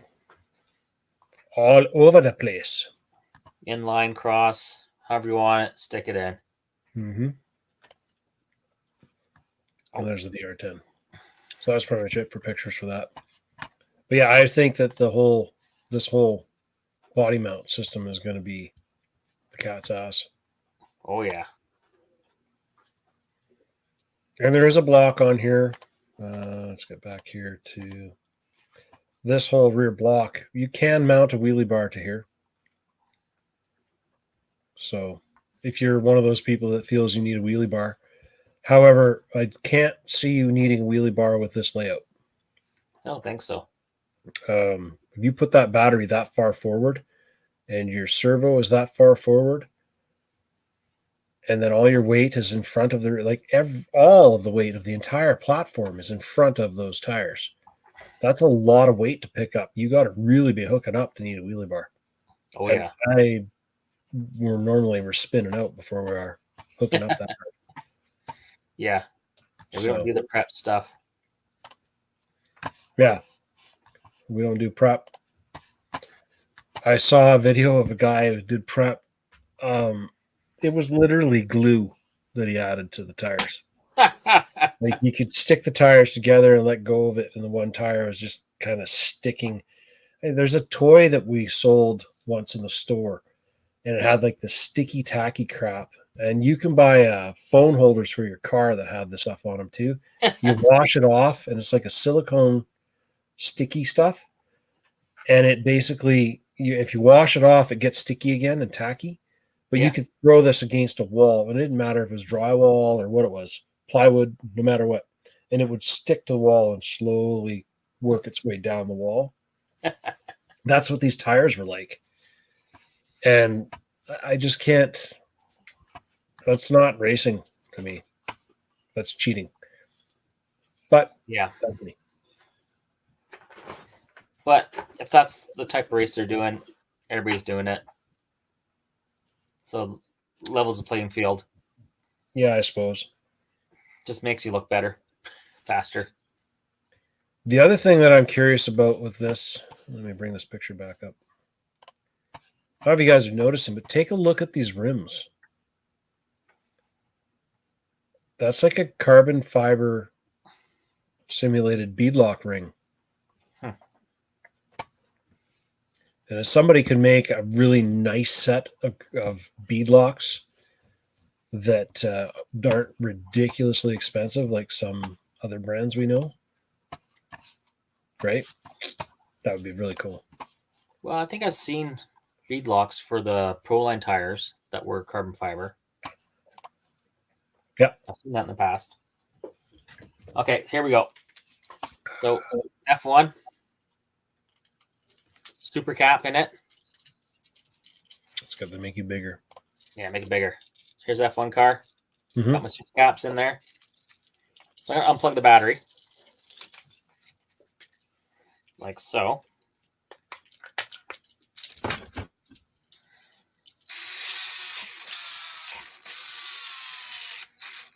That's running just off the cap. That's just the super cap. Which, that being said, that is one of the reasons you unplug those batteries, and it's a good idea when you do make your wiring for your battery, out of your ESC. Always try to make those wires a different length so that your positive and negative ends can't touch. Because if that capacitor is on the car and those two ends touch, they're going to arc, and you could burn out your entire ESC just from it bouncing around without a battery even in it. So if you look at it, see, the light's still flashing. It still has enough power to power that up. Yep. That's the ESC. It's powered up. Not enough for anything else. So take those two ends and stick them to your tongue. I wonder if this is enough to run my PT as well. There we are. Your PT. The transponder. Oh, yeah. It's not quite enough for that, but enough to still have the ESC on. That's wild. Yep. So Scott's got an idea. Uh-oh. Uh-oh. Uh-oh. So here's Scott's idea is that he thinks that he thinks we should be doing this with the Euro trucks. Uh-oh. And maybe we should. Not this year, but I think it would be pretty funny to do.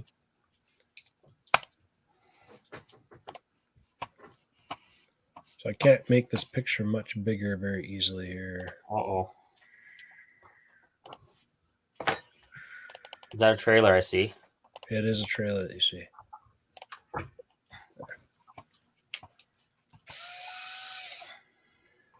I mean, that's freaking crazy. I have to build a trailer on there and race around the track with your trailer attached. Oh my god. That'll force you around the corners. Or push you or yank you or whatever, right? It would have to be attached with a good hitch, some kind of a bearing setup or something so that it doesn't come detached. But that'd be fun. And we'd have to, if we did that and make it, I don't know, just something where you did it for a weekend or something, not something you run regular, but just something that's just like one of those, it's a goof off weekend, we're going to do this. And because all the Euro trucks have got fifth wheels. Right? Might as well use it. So that being said, Scott, what we'll do, I like that idea. So I'm going to see if I can get Curtis to give me a hand, and we'll see if we can design up a 3D printed piece that would fit on top of that crossbar that goes across at the very top so that you're not yanking and ripping on the body. And then it would actually be directly attached to the chassis or even to the body post mounts or something. Yeah. You know, put the weight actually on the axle and see what it does and then go from there. And then keep the trailers probably about that weight would be a good idea. And then put some kind of styrofoam top on it. Yeah, foam board. Yeah, the trailer has to be made out of foam board, like the body of it. And we'll make them where it has to be a minimum height and it has to be minimum length, minimum height, minimum width. And keep them all single axle so that we're not getting too carried away with drag. Well, I'm thinking, could we make like a travel trailer looking thing? Yep. And then have like a mold for it, shoot it full like the spray foam or 2-part foam. And everybody can have. We could make like a car hauler style gooseneck style, like, you know, like the race haulers kind of trailers. We can make a bunch of trailers that look like that because it's fairly straight sides, not that hard to replicate. And then we could just make like 5 or 6 of them, depending on how many cars there are. Yeah, that'd be cool. Make a bunch of them. Put the wheels already designed on Thingiverse. Make the chassis really small and skinny, so when you get hit, you know, stuff can blow up off it. Yeah, he says it's already on Thingiverse, so now I got to find it all. Okay. I'll look for it in my spare time while I'm sitting waiting for Tanya to get out of her test. I will research We that. need mostly foam or something that's destructive. I have a whole bunch of foam here, that 5/8 thick stuff that we could cut into sheets. Yeah, I think it needs to be more like, I don't know, like even like a fifth wheel camper. Right. Make a bunch of those. Fifth wheel camper, Mm-hmm. all foam. You hit it, it's gonna explode. Hmm.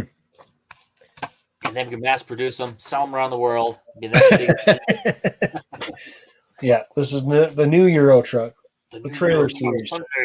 Sunday. Trailer's gonna blow up. Yeah, just like the hit to pass and Penticton and stuff like that. Oh yeah. Ripping around with the trailers. Let's see what else we got. Okay, well, I'll find it. Scott, send me the link on Singverse. Send me there. Never mind. There's the link on Thingiverse right there. It just dinged. That was it. Ding. There it is. Ding. Let's take a look at it. Let's take a look at it. Thingiverse. Oh, look at that. My account is still active on Thingiverse. Logged you right in. I'm just trying to see what they've got for.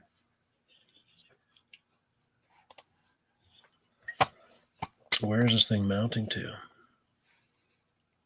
Well, that's the rear axle. Okay, that's pretty basic. Fifth wheel pin. Okay, so the kingpin is just mounting straight onto.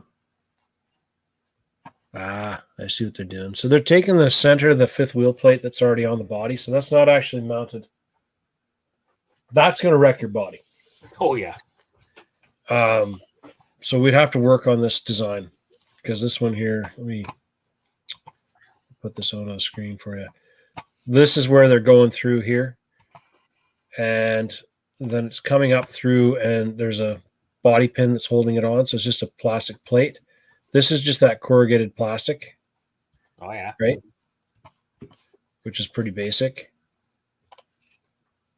Where they just drilled a hole through and then bolted it on. And then this is the other part that's 3D printed. It's just basically a drop down with the axle. And then they've got a set of buggy wheels that are mounted on backwards. So that the outer, the inside of the wheel is facing in. Or outside of the wheel is facing in.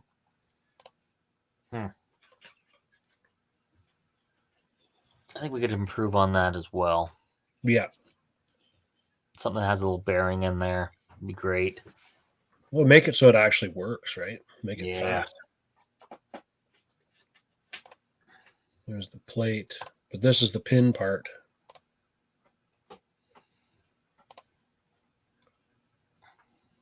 So I like everything about that. That's a basic, simple design. We could crank those out and make a bunch of them. But I don't like the way they've got the. Where the heck is it now? I don't like this part. Because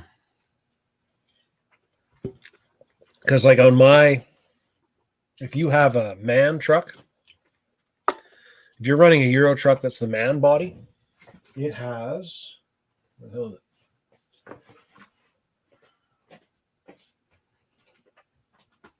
Where did I put that green one? There it is.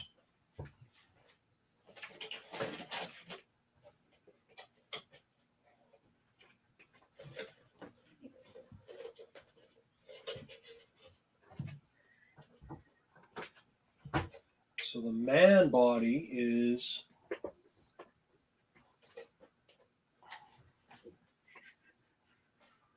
He lost it. Gone. no, it's clear Lexan and it's sitting with another body, but let's try to show you guys here. So the man trucks have, I'm going to remove this from here. Make this bigger. The man trucks have this plate on the back. Now this plate is actually a solid piece of plastic. Okay. But if you're running the Bagheera Fat Fox, it's actually just a clear piece of Lexan that's shaped like this.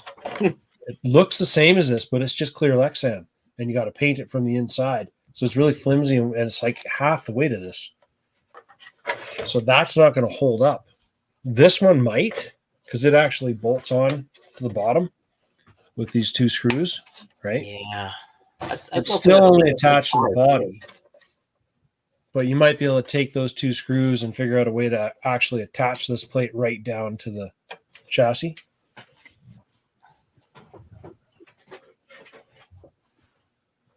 But yeah, the one that's actually for the other trucks, the Fat Foxes, they're just a piece of Lexan, so they're not going to be strong at all.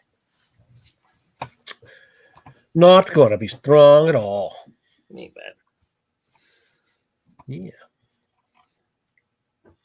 So, what else do we want to talk about now that you've got these ideas going through my brain? Here's Loki.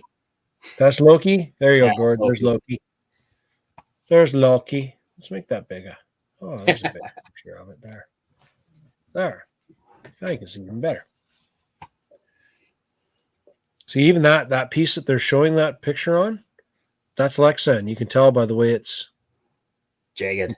it's paint. The paint's flaking off on the inside of it here. Oh, yeah.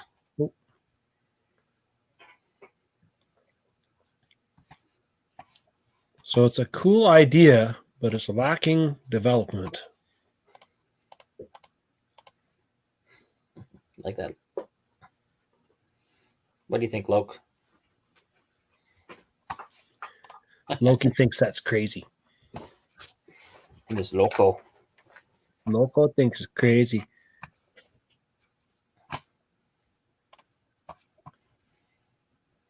Yeah, I think we need something that's more devastating, destructive. Like a thin, maybe a thin layer of foam around the outside, just a little bit. So the Mercedes body is Lexan as well, according to Scott. So that won't hold up, but we'll figure something out because right underneath that is where the body post mounts come up. Yeah, if you had something locked into there. Not like that. Not like that. Like that. Right there. Like that. Straight up and down. So we figure out something that goes into there, locks in, or even goes right down to the chassis where the body posts mount. Well, what if you had something around the post, right, and locked in with some pins? Just use the body posts that are there. Have it go on there. Strong enough though? Well, it's better than to handle the abuse and the yanking and the jerking, and I think so. The yanking and the jerking. And then you just order in like 10 sets for the store, and you're good to go, right? Yeah. Yeah. We're gonna order in extra sets for sure. I'd rather place a $10 part than an $80 body. Yeah, the bodies are kind of, and I'd rather fix that part than replace and have to cut another body because cutting those bodies sucks. Yeah, because I think the bodies are like $100 or something ridiculous. Well, they're not that bad, but man, are they ever freaking frustrating to cut because you're in there and there's like the man body's got something like 5 pieces. There's the bumper. Yeah, what is it? The front bumper. And then the mud flaps in the back are a separate piece. Well, that's on the Fat Fox, but on this one, on the man, you've got this front bumper clip is one piece, okay, and then there's the main chassis, and then there's the cab, and then there's the back of the cab. Yeah, 4. And that's 4. Well, maybe it's just 4. Oh yeah, well then there's your stupid little thing. And on these ones, at least the wheel wells and everything are built into this body. But on the Fat Fox, you don't have to worry about bumper piece because it's all molded in one piece. But you do have to do the cab, and you have to do the back of the cab, and then there's both the rear fenders are attached on from the back. So yeah, it'd be harder than it looks, I think. Yeah. Waste your time cutting more bodies and fixing more bodies and doing them over and over. Yeah, I think the body post to be a good spot to mount it to.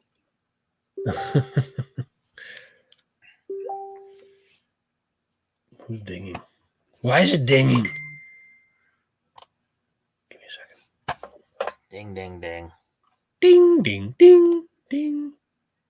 Fries were done.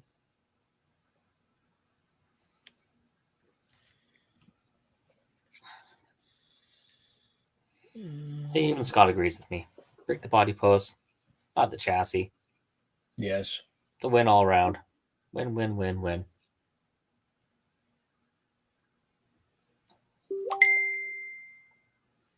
Oh God, you're dinging some more. Oh yeah. Yeah. Everybody's messaging me with ideas. Oh God. Yeah. Yeah. But I think the body, the trailer has to like explode into a million pieces and be great for the crowd to watch. Like, oh my.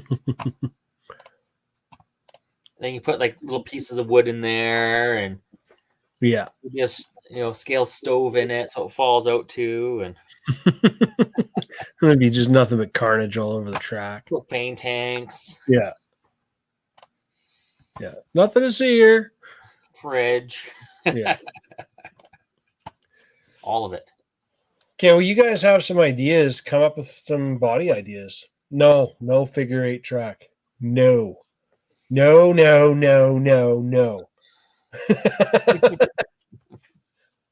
Figure eight is nothing more than smash, crash. I've just destroyed my truck.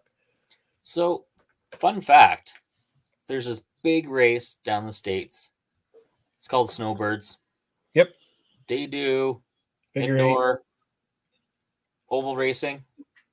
They do the actual racing, and then they do a fun night of figure eight racing. eight. Yeah. And you can actually watch it live when they're doing it. Yeah. Let me. Snowbirds figure eight action. And people will put in I'd put in a Euro truck in there. See how long it lasts. Okay, let's see. This one guy took his friend's body and put it on his brand new X-Ray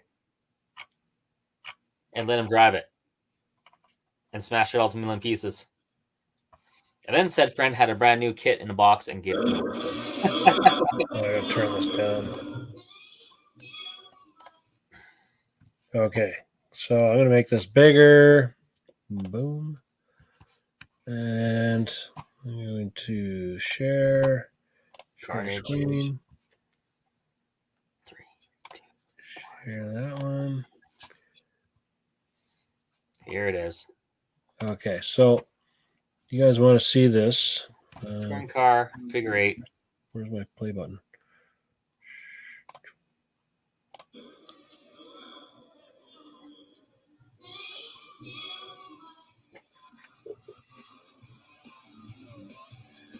I don't know. This looks like carnage. That's it. Look at that. See? Look at that. Just smokes them. I'm actually going to make this even bigger. Put this full screen. There we go. Like, holy crap. There's somebody dead in the middle of the track. What is that in the middle of the track? A dead car. And those aren't slow cars either. Those things are ripping.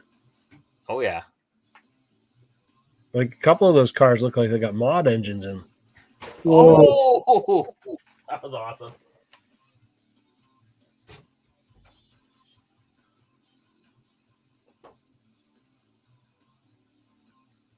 You notice there's no marshals? Well, except for two dudes standing right in the middle, but everybody's rather timid to go out there and flip a car. Well, that thing caught air and landed on its wheels.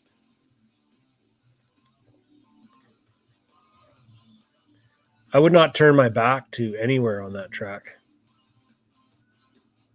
Catch fence for the fans. Holy crap. Only a few left now.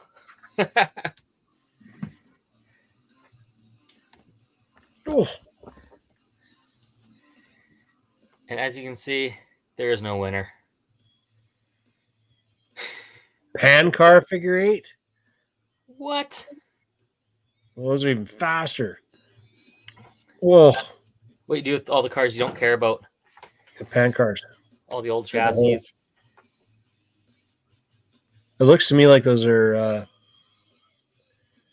RJ Speed bodies set up on pan cars. Oh God, the carnage. That's crazy. See, if you look at on there, you can see the blackness. That's the layout of the onward Actual track. Yeah. Oh my God. Oh, Oh.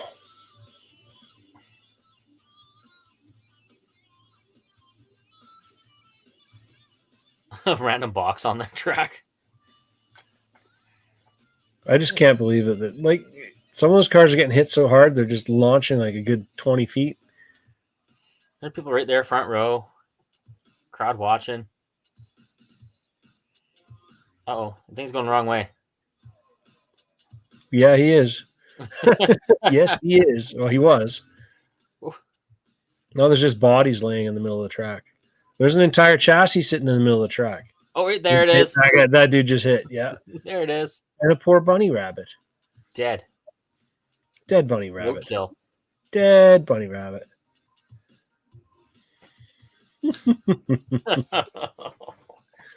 Oh.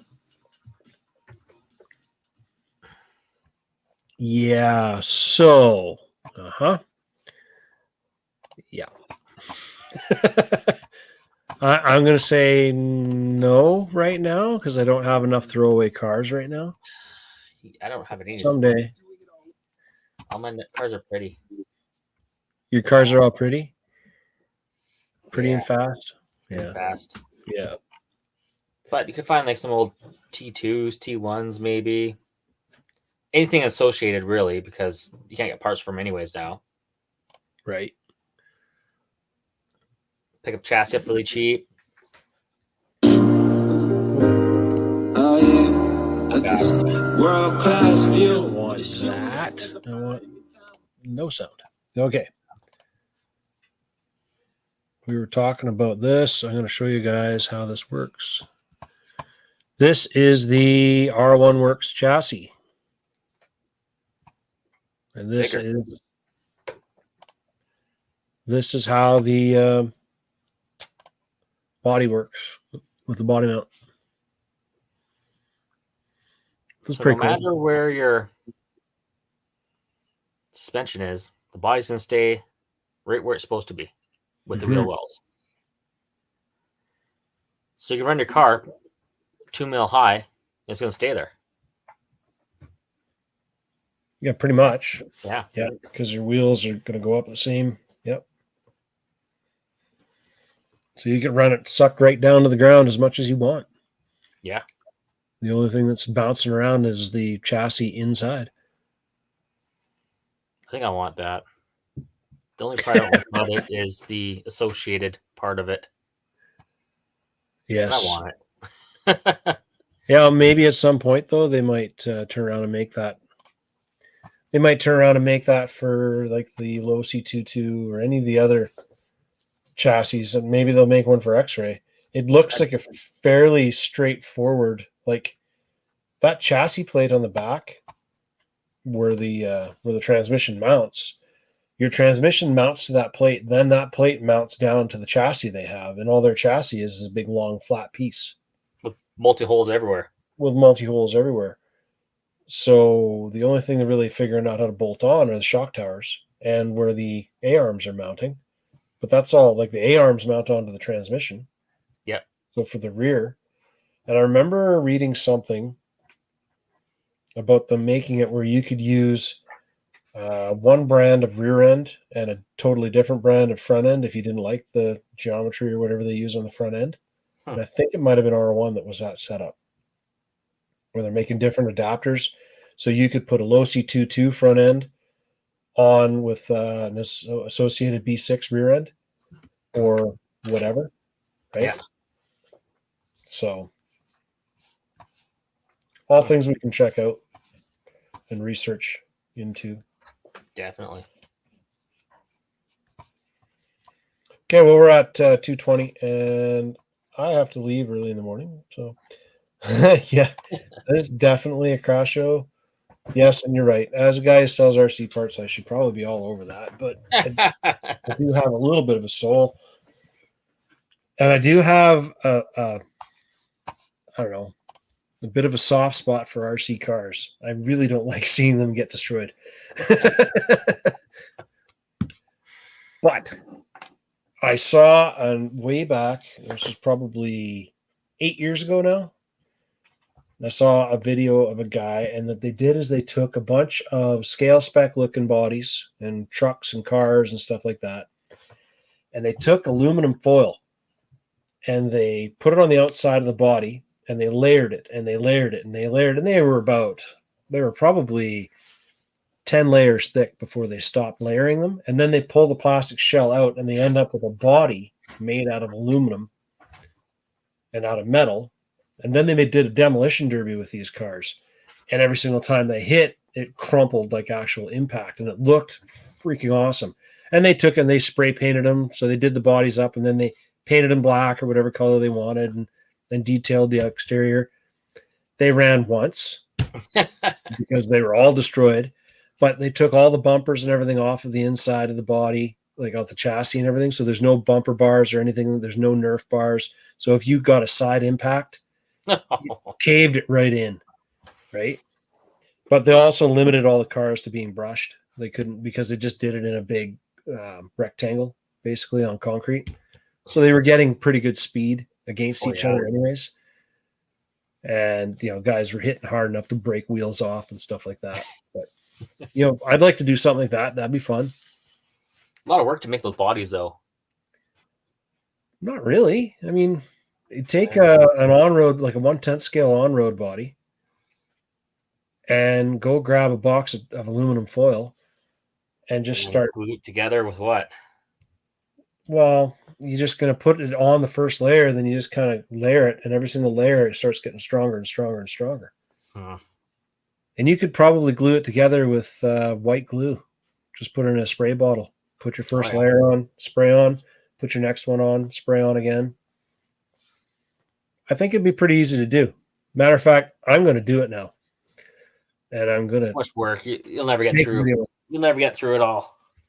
I might get through it. You're going to give up. No, I won't give up. Well, I'll give up when I crash it. I've got car bodies here we could copy. I got a whole bunch of cool ones. Put them on like a TT01 chassis or some beater chassis. Take the bumpers off and just make it so that it mounts on. If you did it at thick enough layers, you'd be able to mount it up.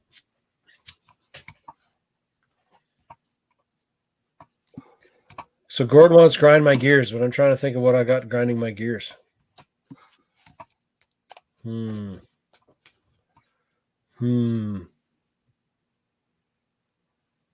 me think. I don't have anything today. Nothing grinds my gears today. Nothing's grinding my gears today. Had a good day today. Yeah. No, we got to have to wait till next week, Gord. There's no grind my gears this week. It's a good day today. Yeah. Nothing grinding my gears. Yeah. Okay, so everybody else is going to see at the races there, Aaron. I won't be there. I'm going to be in Vantown. So have fun and race without me and break lots of parts. Then I won't feel bad because I didn't witness it. So, yeah. Yeah, what grinds Gord's gears? We don't have that much time. Anyways, we'll catch you guys later. See you next week. And I will probably see you. Well, I'm back on Friday night, so I'm only going down for one thing. Perfect. Probably going to bring back some nitro fuel as well. So if you guys are looking for nitro fuel, I'll have some of that. And yeah. Catch you guys later. See you guys trackside.